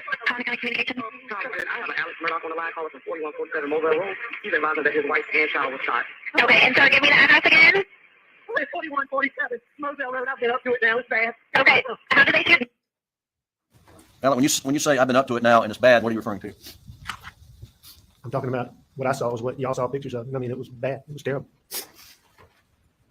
And when I first got there, I know I got out of the car. And I know I got out of the car. I knew.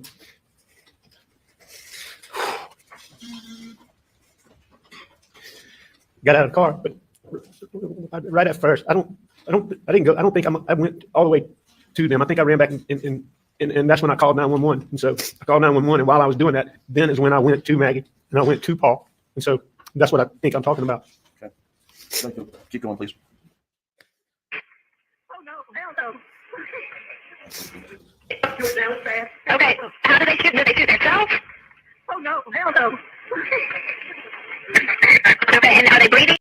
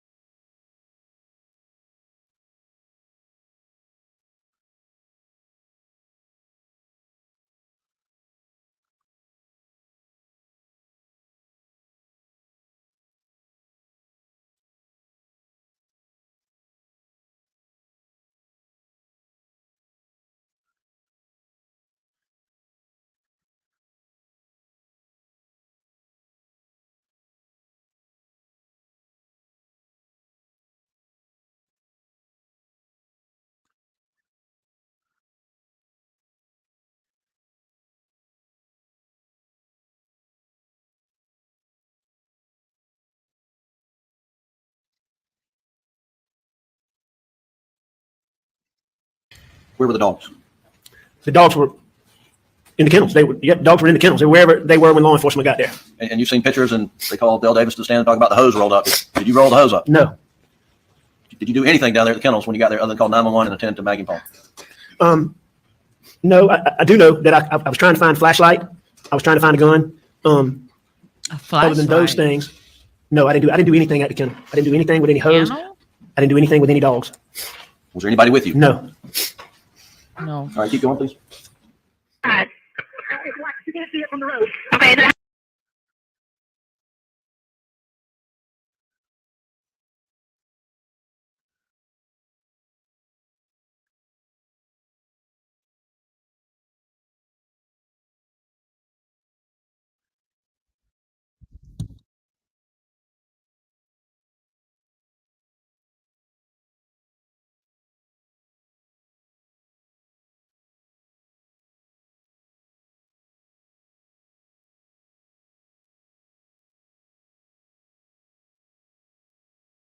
I should have known.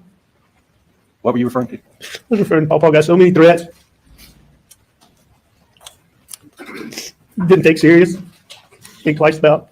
Wow.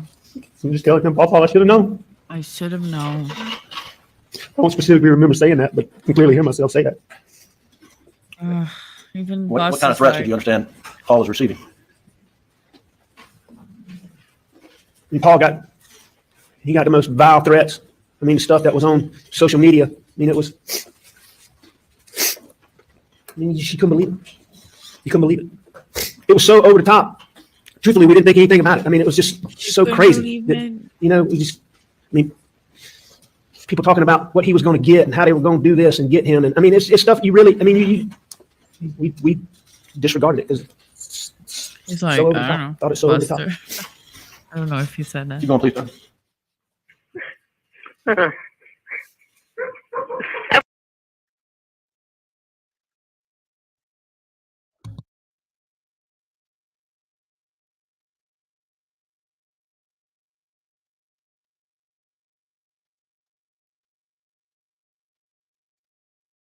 Okay, so that's true, I guess.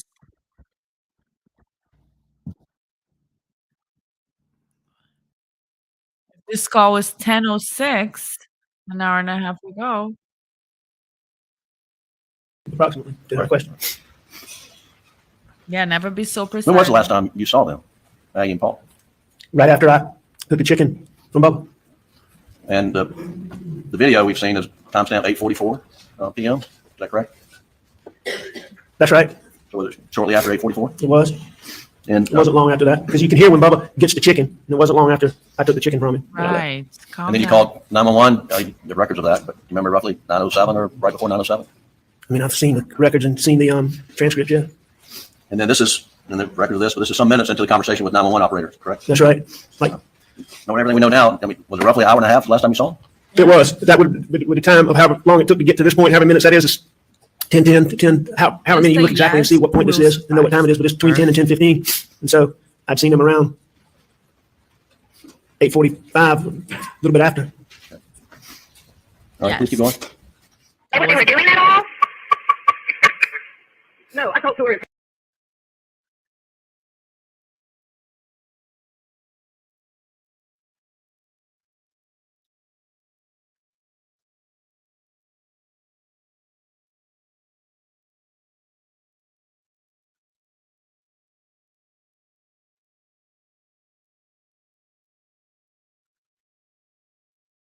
Mm.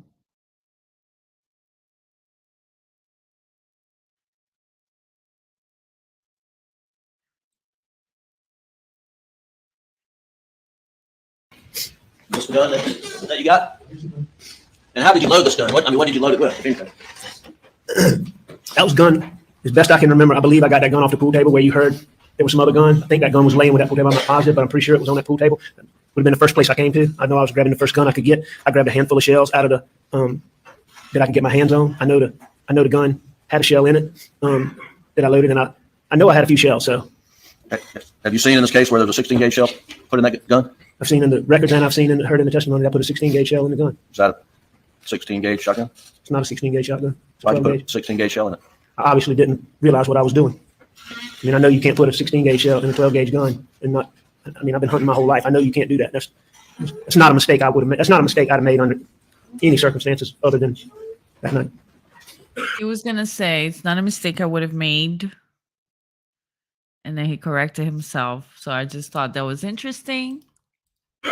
Why did you go back to the house to get a gun? I just didn't know. I didn't know. I mean, I don't know.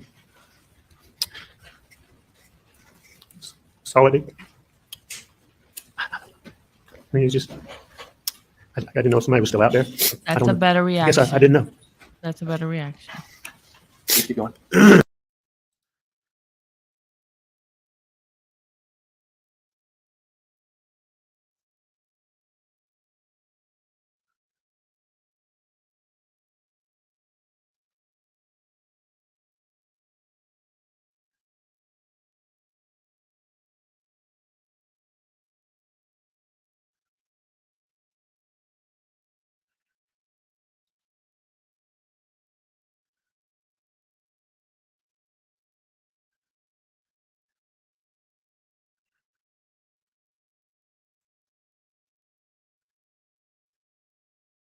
About 100 yards from the house.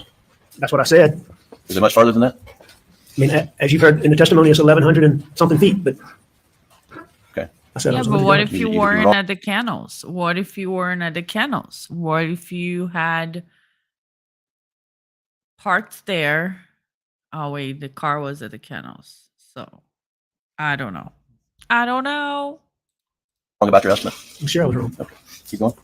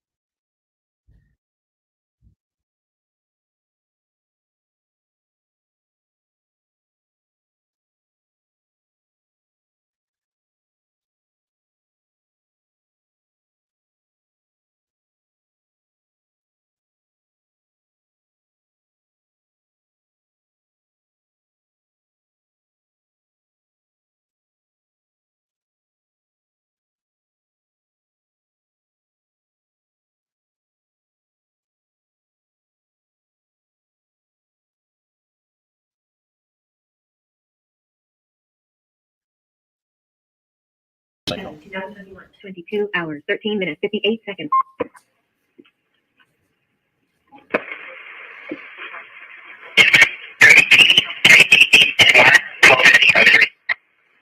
Well, they're closed, ma'am. Yeah, they've been around with you ever since you got on the phone with me. I have.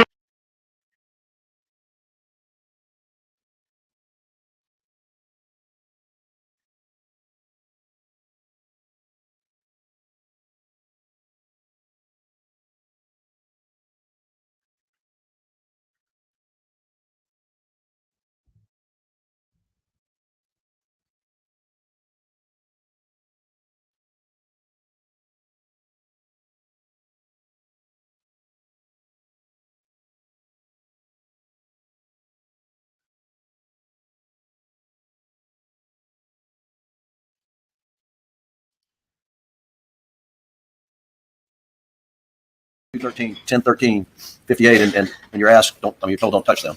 How do you touch them by then? Yes, And that way you told the 911 operator. it is. That wasn't 20 And, seconds, right? I mean, can you say exactly during that 6, 7 minutes when you actually touched them? I know I touched Maggie.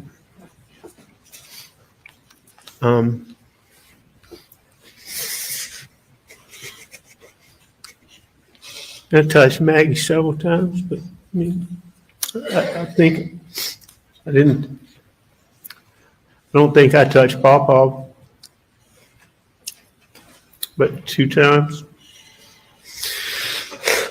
Did you touch one or both of them before you got in the car and drove back to the house? Yes. Yeah. One or both? Do you know? Both. All right, keep going, please. Okay. Well, I just don't want you to move anything just in case they can get any kind of evidence, okay?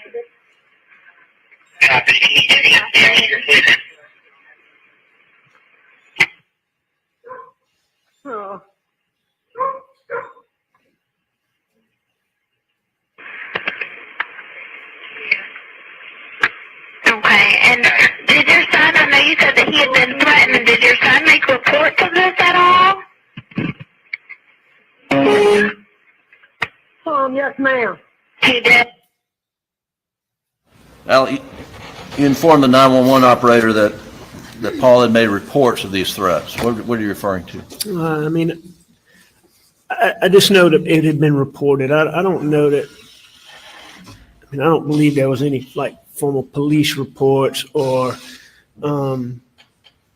that type of thing. But I mean, So it had been how reported, was it and I mean, reported? it was well known. Well known by who? Were you saying he had filed some official report when you said yes? No, I never thought. I've never thought there was a police report or some formal But report it said police. They like said that. No. Do you know whether or not he made some type of report on campus? Oh, I know he did. What do you know? I mean, I know that there was a let me make this. there was a time There was a time when they speak so slow. he was asked to come meet with God, I can't even remember the gentleman's name now, but I appreciated it so much, and I never thought I'd forget it. But Is it part of student counseling service? yeah, he was the dean of students. But anyway, we reached out to Paul and wanted to talk to him. And I mean, at first we were concerned, why do they want to talk to him? And I mean, even I believe I had Paul come talk to you about that because we were concerned, what are they going to talk to him about? But when Paul and Jim got there, it turns out that it was really just, I mean, they wanted to make sure he was okay. But, just make sure he was okay. And I know that, they were aware of the threats or some level of threats. And so, yeah, I mean, it had already been reported to them. Keep going, Doug. And what's your son's name? Paul. Paul? Sam, I'm gonna call. I need to call some of my family. Okay. Oh, yeah. Well, do me a favor for me. Whenever you see the officer or the medics, because they're all coming to you, can you put your gun in your vehicle for me? Absolutely. Okay. Well, we have them come and turn on the flashes on your vehicle so they can see you, okay? You got the flashes on for me? I do. Okay. All right. Whenever you see them, put your gun up for me, okay? Okay. How old is your son? 22. Okay. All right.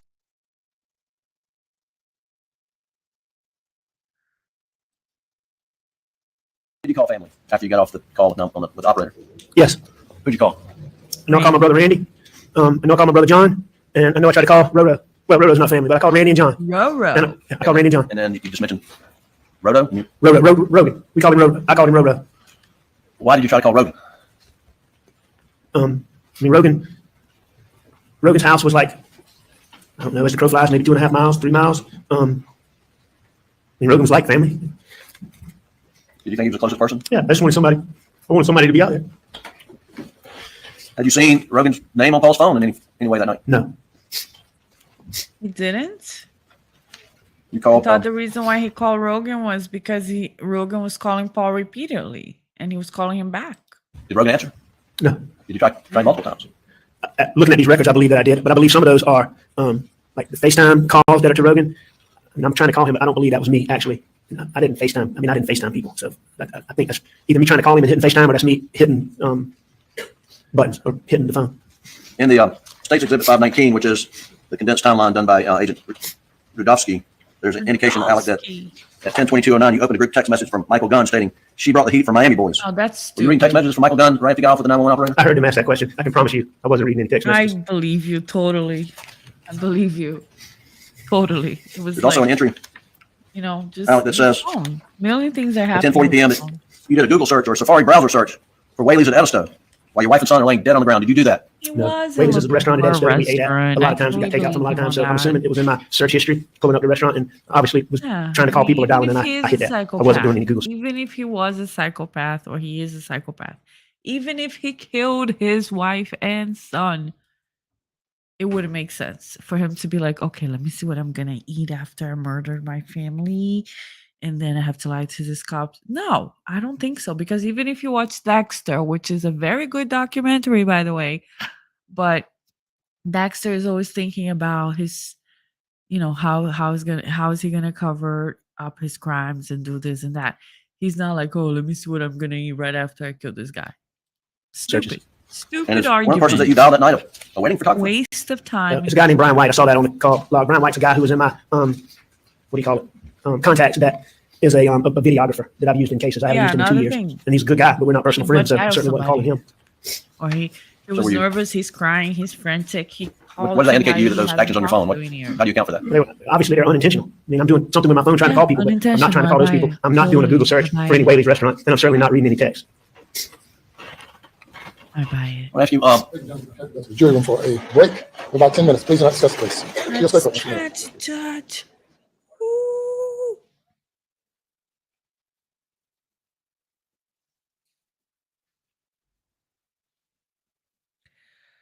Okay, let me fast forward this. No. And they ask, well, why did you lie? No. and then your clothes were collected by. Okay. Here you go. Let's go, guys. Hurry up. We're at the fastest speed possible. Go, Jim. Go, Jim. Go, Jim. Go, Jim. It's your birthday. It's your birthday. Where's Jim? I don't see Jim. Jim. Oh, he's sitting here. Jim's like, oh, gosh, I got to go back there. Thank you. Oh, the jury's here. Woo-hoo-hoo. Let's go. Walk fast, guys. Walk fast. Alec, you talked about going to This guy prosecutor. Paul's I body thought and he Maggie's was, body. You recall getting Sled. blood on you, on your hands, or any part of you? Yes, Do you know whose blood you would have gotten on you? I know I got blood on my fingertips.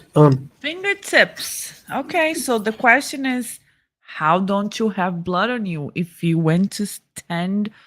If you went to 10 for Paul and Maggie and back and forth, how come there's no blood on you? I got blood on my fingertips right here. Fingertips. So could be true. Can you differentiate, whether it was Maggie or Paul? It's probably both. Except for so much blood. But There, There turns was out so there was a drop much of blood on blood. the steering wheel of the Suburban. Do you know how that got there? The steering wheel. if it was fresh, I put it there. Yeah. If it was not fresh, I mean, Maggie drove my car all the time. But I assume it got there from me touching Maggie and then touching the steering wheel that night. Okay. And then I think maybe there's possibly blood on this gun. Maybe not. I mean, do you know if you got transfer blood on anything else that night? If Maggie's blood's on that gun, then I put it there. I mean, Maggie didn't really fool with guns other than put them up. There's Did you submit to a GSR examination that night Yeah, that's what I was talking about earlier. And that Brian wanted to testify about. where your hands were swabbed? That's right. And then your clothes were collected by, I don't know if Owen or someone else? That's correct. And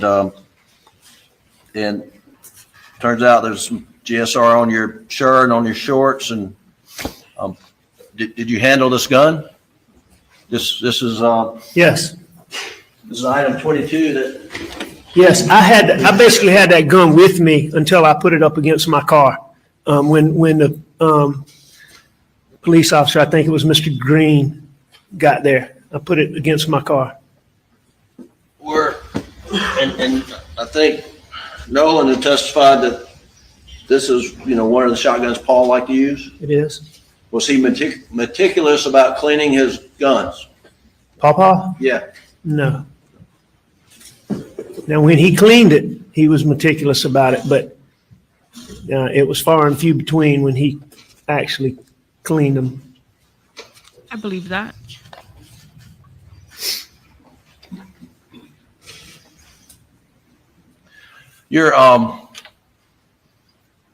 Your shirt went through testing and analysis, and you were part of this case, provided results of that, were you not? Yes, sir. I mean, I wasn't provided at the time. I've seen them Right. seen all these records.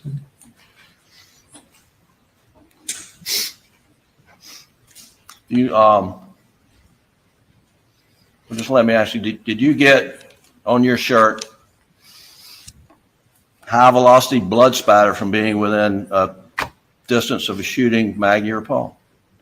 There's no way that I had high velocity blood spatter on me. Had you seen reports that said that at one point in time? I have seen reports that said that. Oh, were they fake reports? Just to be clear, were you anywhere in the vicinity when Paul and Maggie were shot?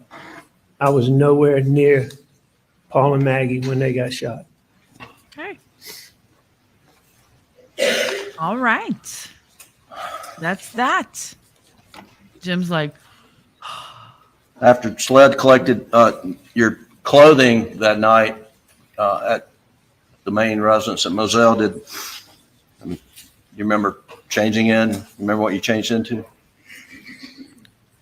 Do I remember? Yeah. yeah, that's what I said. I know I changed Do you clothes, remember? and I've learned since then what I had on, but I don't Yeah, You don't I would remember? say I don't remember Okay. exactly. remember that at all. How are you gonna remember what you're gonna wear? I don't remember. But I understand I had on athletic shorts and a t-shirt. Sure. Athletic. There was nothing Um, athletic about your shorts back And then. other people have talked about this. I'm not going to repeat it, but where did you spend the night, or where'd you go to after leaving Moselle when you left for the evening? We went to Alameda too. We went to my mom and dad's house and we stayed there. And who went with you? I believe that Bus in Brooklyn and I rode together. John Marvin might have been with us. I know John Marvin stayed at Alameda with us. I just don't know if he rode in the same car we rode in. But I know I rode with Buster in Brooklyn. I know that for a fact. Okay. And the next morning, what'd you do? And we're talking about daylight hours on June the 8th. What did you do? And we basically got up and came back to Moselle. Do you remember roughly what time you got to Moselle? I don't remember. No, I don't remember what time. There's things I remember about that morning, but I don't remember exactly what time we left. And Alec, we'll get to this in more detail, but during that period of time, is it hard to remember times, what time things started and Yes. stopped, and how long things took? I mean, it's definitely hard to remember. Now, looking at these timelines and all these records, I mean, it sure helps, but to just do it off the top of my head is very difficult. I was Yeah, we'll get to traumatized. more I of was that. in shock.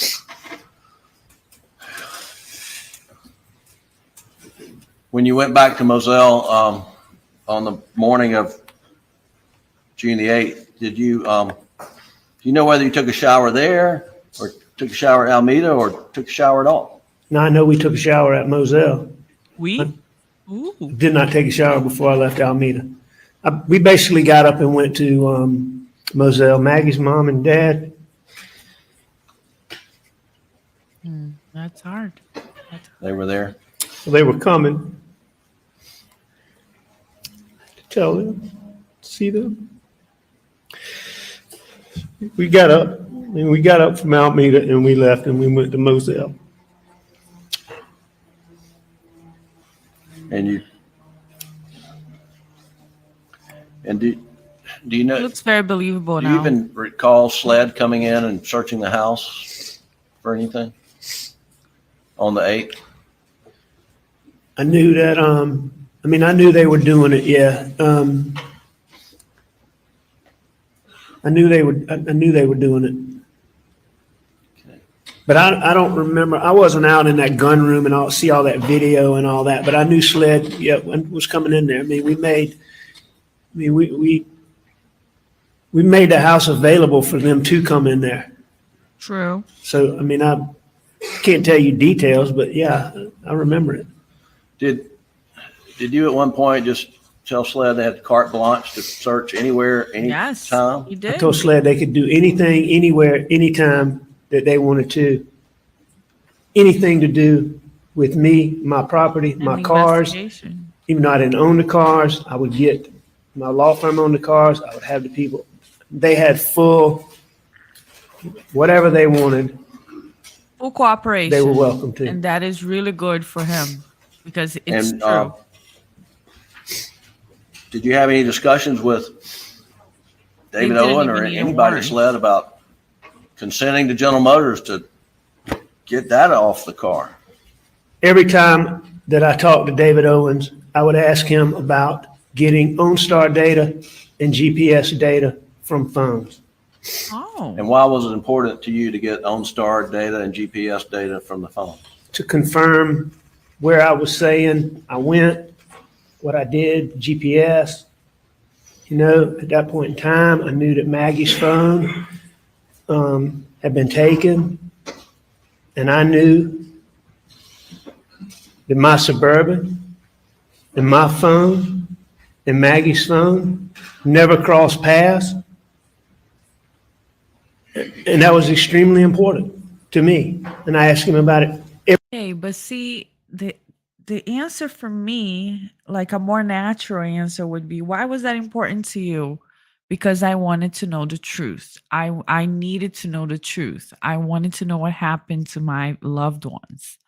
Not, okay, I want to make sure that what I said was, matching what they had, or that her phone was not crossing my paths. Just because I wanted the investigation to go forward, and I wanted to find out what happened to them. I want to catch the real killer.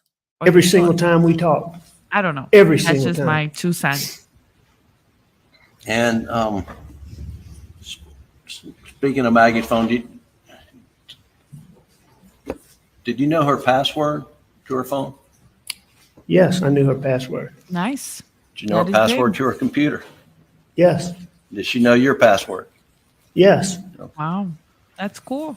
And like it. when Maggie's phone was located on the side of the road, did you provide SLED the password to her phone?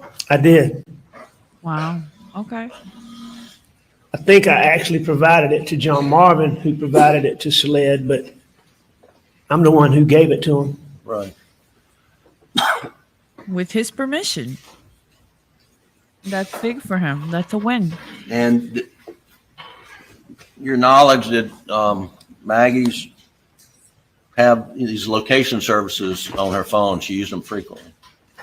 All the time. One of Maggie's things that she liked to do was I'm gonna go back to there's an app last- called Find My Friends that you can see what other people are doing and they can see what you're doing. Maggie loved me, Bus, Pawpaw, Brooklyn, Grandma, Uptee, Marion, Locker. the 3 girls, Locker alert. Lizzie, and there were a few others, but the people that were closest to her, she had them all in her phone. She loved to look at her phone and see where people are, and she'd love to surprise you. Like, let's say you're at Walmart. She looks on there and she'd love to text you, get me a TV from Walmart or something. You know, like she followed you to see where you were. She used it all the time. And so, Stalker. you know, I just knew that there would be GPS data on Maggie's phone. Now, when you're being interviewed on the night of June 7th and again on June the 10th, what was your understanding as to why they were interviewing you? Why were you being interviewed? On June 7th and June 10th? Yes, sir. What's the What was question again? that? What is his understanding of why SLED was interviewing him on the night of June the 7th and again on June the 10th? And the basis for the objection? 4142, Your Honor. What do you mean? Well, Your Honor, his understanding is not wording what he said. It's important, Your Honor. Response. Well, I can. It goes to his, you know, his. It goes to his state of mind. That's what it goes to. Objection sustained. Did Of course. why was it important to you to be able to get data from the Suburban, data from your phone, and data from Maggie's phone? I knew at that point in time, I knew since I was the person who found Papa and Mags that I was a suspect. I mean, they kept talking about this circle, but I mean, I knew that it was very important for me to find that, to get that. And what was your belief as to that information? What would it have done for you? There's no question in there that it would demonstrate that I couldn't have done this. And when was the data from General Motors off that Suburban finally obtained?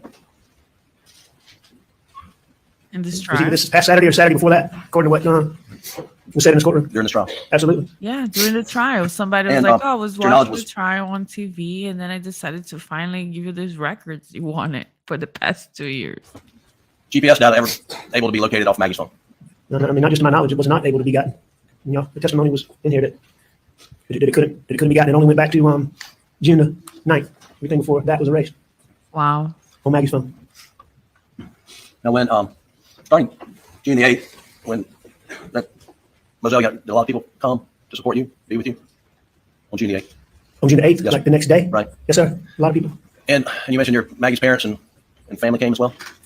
Yes, sir. From that moment, Awful. June 8th, when folks' family came to Moselle and you met with them, were you left alone by any of your family members the rest of that week? Oh yeah, because some people are saying that he committed the murders and then that he was hiding the guns and the bloody clothes like the week after or a few days after, that he had a lot of time. But then that would have been like, how was he supposed to know that Zlad was not going to search anything? Where did he put the stuff the night of the murder if he did murder them? Because they're saying like he's going to do this afterwards. So that doesn't make much sense to me. Yeah, because like even if he did hide all that stuff like 2 days after the murder or a week after the murder, the night he gave Zlad the permission to search everything, he gave the consent with no warrant required, blanket, just go anywhere you want in the property. They would have found something, or why didn't they look? Like, how would he know that they weren't gonna look? You know, that's silly to me. No, I mean, I was attached to Buster at the hip. Whoa, I mean- whoa! And No, what happened I on, wasn't. what happened on June the 10th? Bus Besides being is interviewed by like, Celeste? no, you weren't. My dad died. Just kidding. My dad passed. Where did you stay? And with whom did you stay on the night of June the 8th, the night of June the 9th, the night of June the 10th? Buster. On the night of June, you actually started on the 8th. The 8th, yes, sir. Like, starting on the 8th, I stayed with Buster every night. I stayed with Buster, and as long as Brooklyn was there, I stayed with Buster in Brooklyn. But we stayed with, I'm pretty sure that's beginning on the 8th. I know the 7th we stayed at Alameda, and I believe on the 8th we started staying at John Marvin and Lizzie's That at Greenfield. is just- And how far Greenfield from Alameda? As the crow flies, I mean, it's no distance. It's less than 5 minutes. It's probably a few minutes away. And who stayed there? Did John Marvin and his wife Liz stay there as well? Yes, John and Lizzie. All right, John and Lizzie stayed there, and their kids, Bust and Brooklyn and I. I know Bubba and Maymay stayed there. Well, Lizzie's mom and daddy stayed there. And my daddy's best friend and his wife came in there. I believe they came before my daddy passed. I know they came after he passed and stayed there. And how many nights do you recall staying there at Greenfield? So I stayed at Greenfield. All right, so the 7th was a Monday. I stayed Tuesday, Wednesday, Thursday, Friday, Saturday, and Sunday at Greenfield. I know that for a fact. And Maggie Paul's funeral was Saturday? Is that right? Now, I heard that in this courtroom say it was Saturday, but Is it a memorial services? no, their funeral was on Friday. That was on Friday. I know that for a fact, too. And then your father's funeral was on Sunday? My father's funeral was on Sunday, and it was my father's funeral. Forget the term. Sunday. Wow, he's really That's leaking. when, that's when we put Wow. Papa Max. That's when we buried him. We didn't bury him when we had the service on Friday. So I don't think they were done. That's when we buried them, along with my dad, on Sunday. And Alec, what'd you do with the following week, that Monday, Tuesday, Wednesday? He's Um, crying a lot. Starting when now? So the day after your dad's funeral? By Monday, I went to Grandma Baptiste. He's even making Randy Monday Monday cry. afternoon. You mean what did I do when I got up that Yeah, morning? where did you stay? We stayed at Greenfield Sunday night. So we woke up at Greenfield on Monday. So, and Sunday night you were with the same family members, your brother and Brooklyn and Buster and That's right. Liz? Lizzie and Lizzie's mom and dad. And I believe Donnie and Paula were still there, but I can't remember when they left. And then you went to Somerville with whom? I believe I went to Somerville by myself, but I know Buster in the car by myself. I can't remember Buster and I rode together, but I think Following your dad's funeral, did you ever take a tarp into the house at Almeda? A tarp, a The blue tarp? tarp. the week following my dad's funeral. Yes. No, I did not. There's been, Didn't somebody say that they saw him with a tarp? I think it was the caretaker, and then that he laid a tarp on a chair or something. Anyway, let's see what Jim's gonna say about that. I don't know where it is in any boxes, but this blue rain jacket. Have you ever seen that before? Never seen it before. Never touched it. And don't know anything about it. Ooh, Did you, all right. did you ever remember taking a tarp at any point in time over the house at Almeda? No, I don't remember it. I don't remember taking a talk over there, but Shelley's got something in her mind about that, and there may have been some point, but I certainly don't remember it, and it certainly wasn't anytime around my dad's funeral or the weeks following. But if you don't remember, how are you gonna know? How are you gonna know? I think we Shelley. talked briefly about Briefly, please. about your recollection of times, and Okay. and I just want to play Doug from State's Exhibit 517, which is the August 11th interview, starting at 5 minutes and 52 seconds. You can pull that clip up, and I want to listen to this. Okay. Tell me again what it is. It's August 11th interview, starting at 5 minutes and 52 seconds. All right.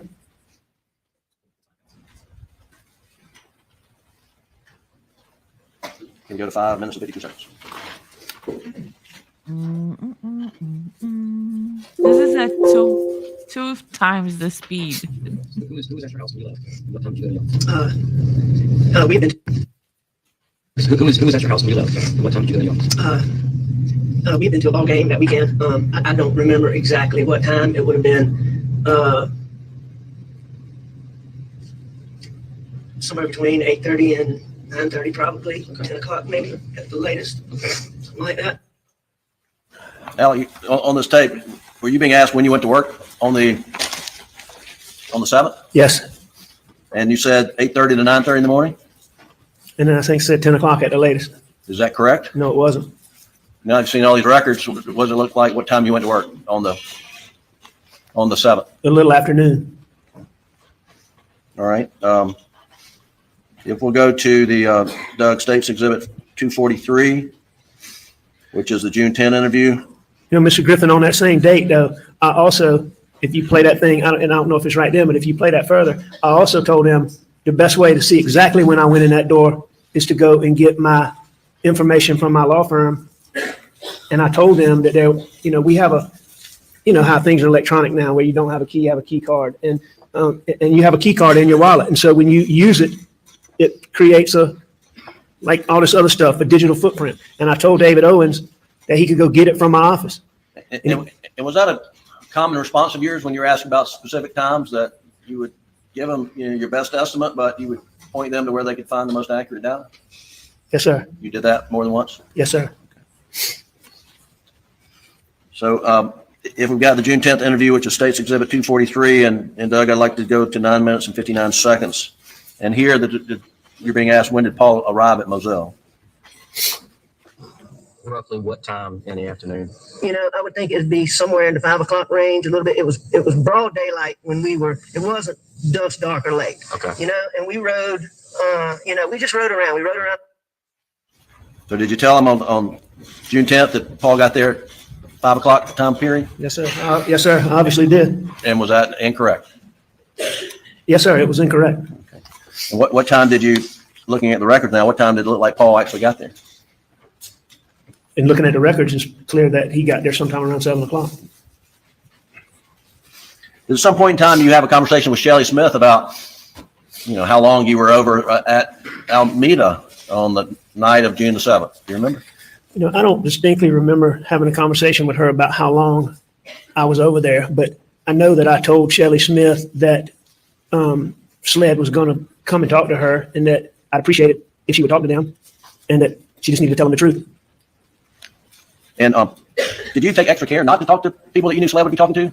Absolutely. And why is that? After this boat wreck that you've heard so much talk about in this courtroom, there were Little social media, snarkiness newspaper. there, like you heard so much about that. Like he's not happy about that. So it's a little contempt. You know what I mean?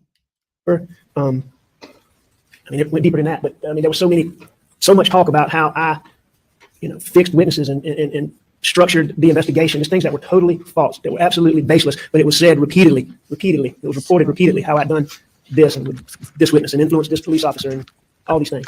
So I wasn't taking any chances. I want to ask you about, you can take that down, Doug. Thank you. Ask you about the Take it down, August Doug. 11th interview with David Owen at the SLED office in, I think, Pure Baltimore. Do you remember that? August 11th, absolutely. Had you requested that meeting? I've been requesting, what I've really been requesting is some information. I've been begging David Owens to come meet with me, and specifically, I wanted Grandma and Papa T. There were so many questions that I couldn't answer. And I've been begging him to meet with me and to meet with Grandma and Papa T. I've I been begging him believe that. for weeks and weeks. And did you went into the meeting on August 11th? Did you think that's what it was for? To give you an update? Yes.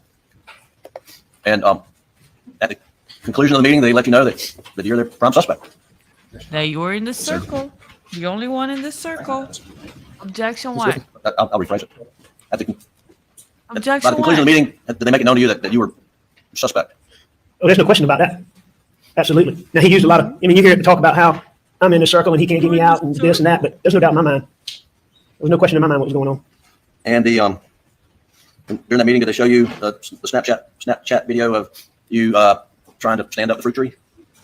Yes. And were you questioned about what clothing you were wearing? And I can't remember this. I can't remember if he showed me the whole video or he showed me a picture of it. But I was definitely showed that information. I was definitely shown those clothes in that meeting on August the 11th. And what clothes were you wearing? The same ones you see in, And you remember what kind of pants?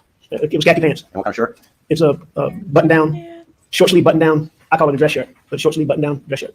Like shirt you got there with the short Just like this, but short sleeve, and it was colored And what color was it? blue. Blue with some blue stripes. And were you questioned about when you changed out of those clothes? I was. And did you have a follow-up? Did you have a conversation after that meeting with SLED with Blanca about what you're wearing that day? Absolutely. Oh, Blanca. And what was the purpose of the conversation with Blanca? Well, they made an issue about that in that meeting, and I asked Blanca about those clothes that I had on earlier that day. Did you ask her specifically about the blue shirt? I asked her specifically about all the clothes. Okay. What I asked Blanca about specifically was, did she remember getting my clothes after she came back? When she came back to Moselle, did she remember getting my clothes? It's specifically what I asked her. I see.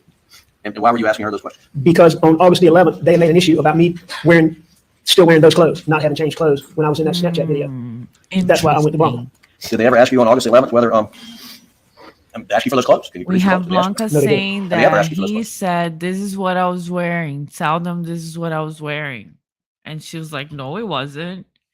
And then we got him saying, where, or did you get my clothes? That's what he's saying. No. As far as my understanding goes, my clothes were never an issue in this case until y'all figured out, as my lawyers, No.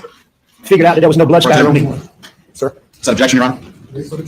41402 and beyond speculation. What is the objection? It's different. It's a matter of public record. It's a matter I of was going public to say record. sustain. The issues with the shirt and blood test It's a matter of public record. filed in this case, yes. The objection overruled. Overruled. I'm well aware that my clothes never became an issue in this case until my lawyers proved that this blood spatter that they said I had on my shirt from my wife and my son was a lie, and that there was no blood on my shirt.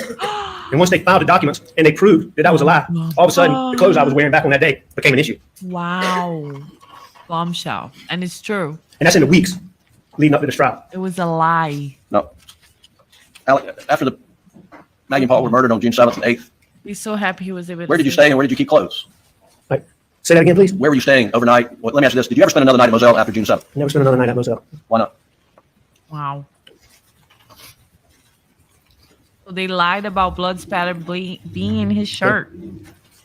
Wow. They don't want to. And now they're objecting. Where were you staying? We talked about the days and weeks, Bad the week after, but where were you staying? Bad. When you got back from the lake, COE and Greenville? So dishonest. That's not good. I stayed. All right, so when I got back from Greenville, so that would be so the first week we got my dad's funeral then. All right, so that'd be the second week. So after I know Buster and I stayed with Grandma and Papa T as much as I could. I stayed with I stayed with my brother Randy a lot. I stayed with my brother John a lot.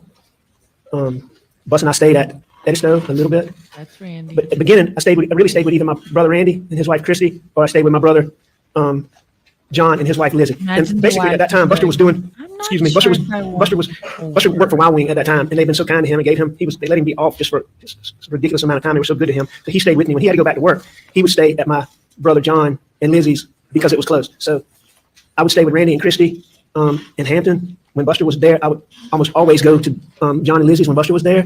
I would go to John and Lizzie sometimes when Buster wasn't there.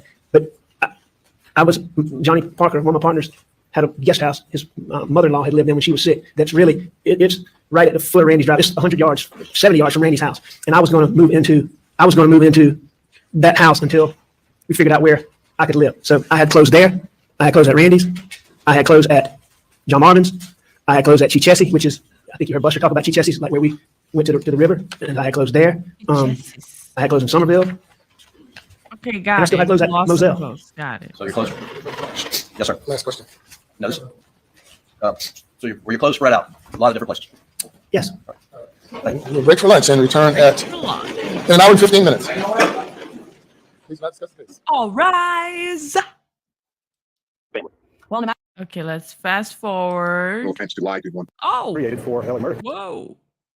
We are in the middle of his no Whoa. doubt. Wow. To summarize everything, to pull it all together for the government. And I got to give about half of my closing argument as the cross-examination. Oh, this is just somebody talking. Sure. And I mean, Moselle. Are we back? And when There's Let's I told Jeannie that funds were. Here we go. Thank you. You may proceed. Please be quick. Mr. Murdaugh, I want to go to June the 7th, 2021, and you're meeting with Gene Seckinger. Do you remember meeting with Seckinger? I do. And what was the meeting about? Jeannie came up to me and asked me, previously, Annette Griswold had come to me and asked me about the fee check in the Ferris case. And Jeannie was coming to me and saying that she was following up on that. If she did it, she wouldn't be doing her job, and asked me some questions, Well, let me ask you which I understood. briefly, the Ferris fee, what originally happened to it? The PMPED portion of the Ferris fee. I mean, originally, Yes, sir. Did it come to you directly? yes, Should have come to you directly. no. Did when Ms. Seckinger asked you about where the fee was, what did you tell her? I can't remember exactly what I told her. The conversation got interrupted very quickly, but I told Jeannie that the funds were in Chris Wilson's account and nothing to worry about. I didn't know where the mix-up came from. What was your level of concern about Ms. Seckinger's inquiry to you on June the 7th? None. There was some level of concern because she's asking me about money that I took that I wasn't supposed to have. So certainly I had some level of concern, but it wasn't a very big concern. As you heard testimony earlier, at some point Annette Griswold had sent Chris Wilson an email, something to the effect of Alec thinks he has more expenses or something like that, seeking financial documents from Chris Wilson. When Chris Wilson I wasn't copied on that, but when Chris Wilson got that, Chris Wilson called me up and he's like, what is this all about? Pardon? Said objection rules 801 and 802. So his answer? Your Honor, I'm not asking for what Chris Wilson said, and I'll move on. I accept the objection. Were you concerned about Chris Wilson opening his trust account records to your law firm? No, I was not concerned about that at all. And why were you not concerned? I knew that one of the people that Chris Wilson, as you heard, Chris Wilson and I were very close. We talked every day. I did work with him all the time. And I mean, he was one of the people closest to me in the whole world. I knew everything about him. And I knew he was going through one of his partners, and he and his partner had split up. The partner and an associate had moved to a firm in Charleston. The partner was going through a divorce. And the wife of the partner was trying to get Chris Wilson's trust documents in that case to find out money her husband got. It didn't have anything to do with Chris and I or anything. It totally had to do with that. But I knew that Chris Wilson was not going to send any financial documents to my law firm, at least at that time, and at least not anytime soon. So while I'm sure it registered with me that I got to deal with this, at that particular time, there wasn't anything that So you weren't. was a big deal. Was there an immediate urgency to the situation on June the 7th? No. And I believe there's the Seckinger testified about your conversation with her. You learned that your dad was going back in the hosptal. Using that as an example, but if it was 500, it'd be another $800,000. So, there was several $1 million in equity in that Moselle property. Right? And did you have equity in the Edisto beach house? Phase Okay. at trial. So early on in the case, I am not aware of, I personally have never, despite trying repeatedly, have never been able to get a judge to order the kind of information that Mark Tinsley was saying he was Okay, seeking. this is just him saying Mark Tinsley was saying there was a judge, there was an order that the judge was going to give an order for me to provide all of my financials, and he's saying I never had that happen to me. Usually, either the judge is going to give you like a partial order, or maybe he's not going to give you an order. He's going to request a hearing. So he's just saying that has never happened to me. Were you working on a document for that upcoming hearing? Yes, And what was that? a financial statement. A financial statement lists your assets Yeah, and like your I was going to liabilities. give him And have a you financial Atlanta, statement, but how not long all did- my stay is that? stuff. Did you stay? 7 days is the opiate detox program. And is there a difference between detox and rehab? Yes. What's the difference? Yes. Detox is the act of getting the drugs out of your system, getting to the point where, okay, there is no longer a physical dependency, right? And that's a big difference than the rest of the dependency, but the physical dependency is supposed to be gone after 7 days. So in other words, Not really. Not really. Not really. No. Okay, so when somebody's on drugs or on alcohol and they go to detox, it means that they're going to physically wean them off of the substance. But it doesn't mean they're going to get rid of the physical dependency, because the person will always have a dependence over alcohol and drugs. Once an addict, always an addict. But the difference is that after weaning them off the system, people are able to think better and therefore learn about the programs of recovery that are out there. Now, when you just if somebody's just on drugs and or super drunk and say, "Oh, I want help," but they're unable to receive any information, it's pointless. To argue with a drunk person is pointless. That's why people go to detox, to wean them off physically, and then they go to rehab to learn about how to stay sober. But detox doesn't remove any physical dependency. there's so many things. Opiate withdrawal it's Must be awful. hard. I'm gonna fast forward a little bit. All this was coming to a head. I knew how humiliating it was going to be for my son.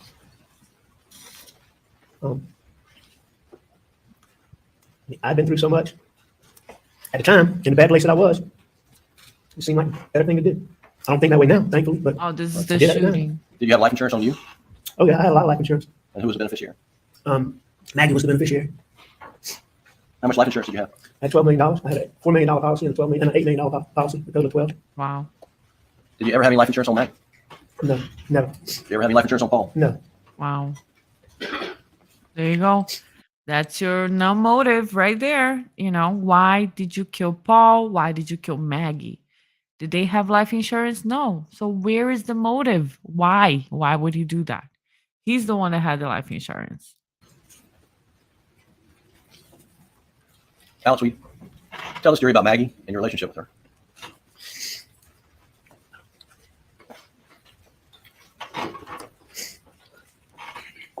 No. Y'all saw a picture. She was just as beautiful inside as she was outside. And That's actually very sweet, the description. she was so adventurous. You couldn't tell her something was good or bad. And she wanted to find out for herself. She wanted to do it, see it, experience it on her own and form her own opinion.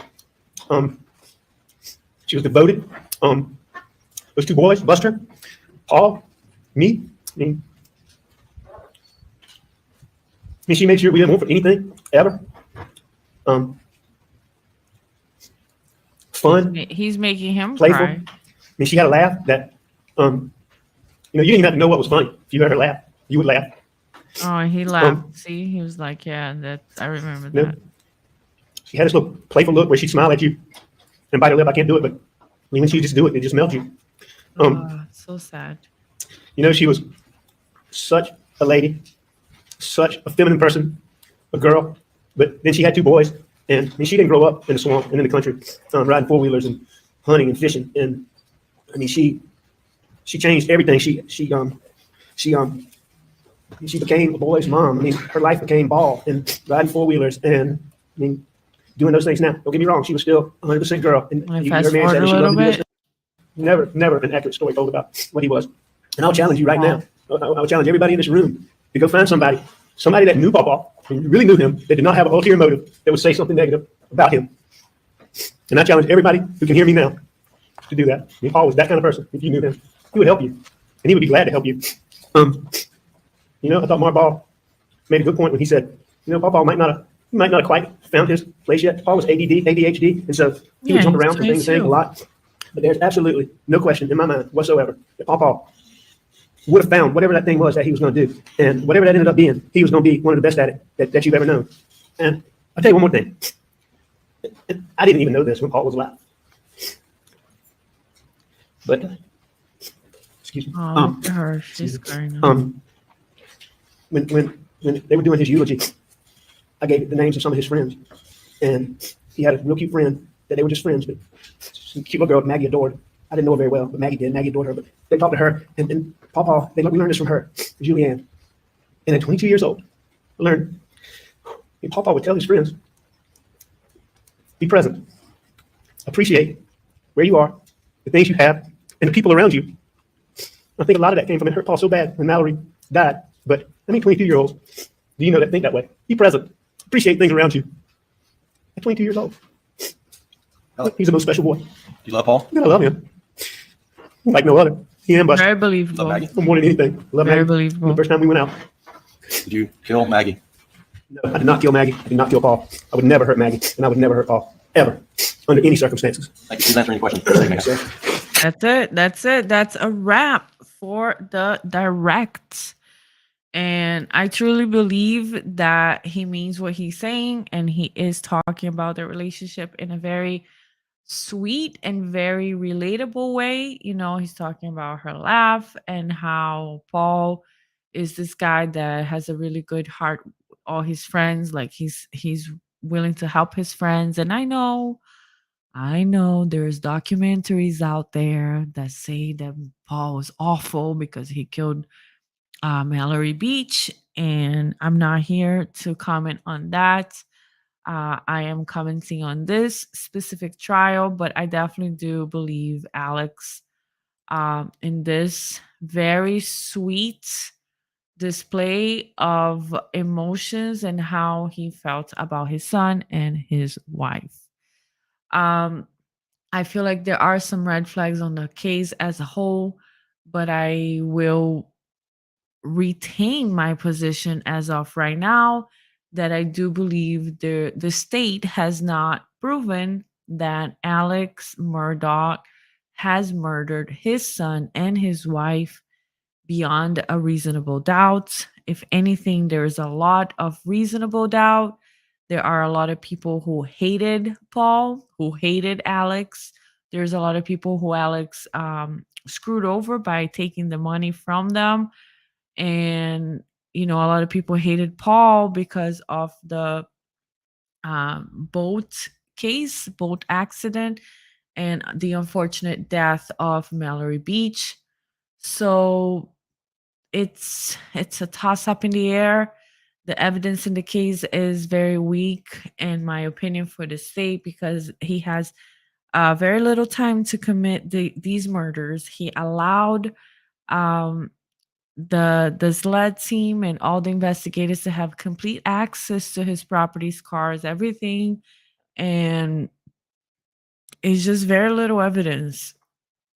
Very little evidence. The evidence they have is that he was at the kennels at 8:44. Okay.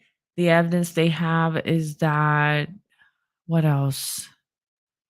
That he called 911 20 seconds, that he pulled the car, that he parked the car. So I don't know if I could say that those pieces of evidence support guilty beyond a reasonable doubt.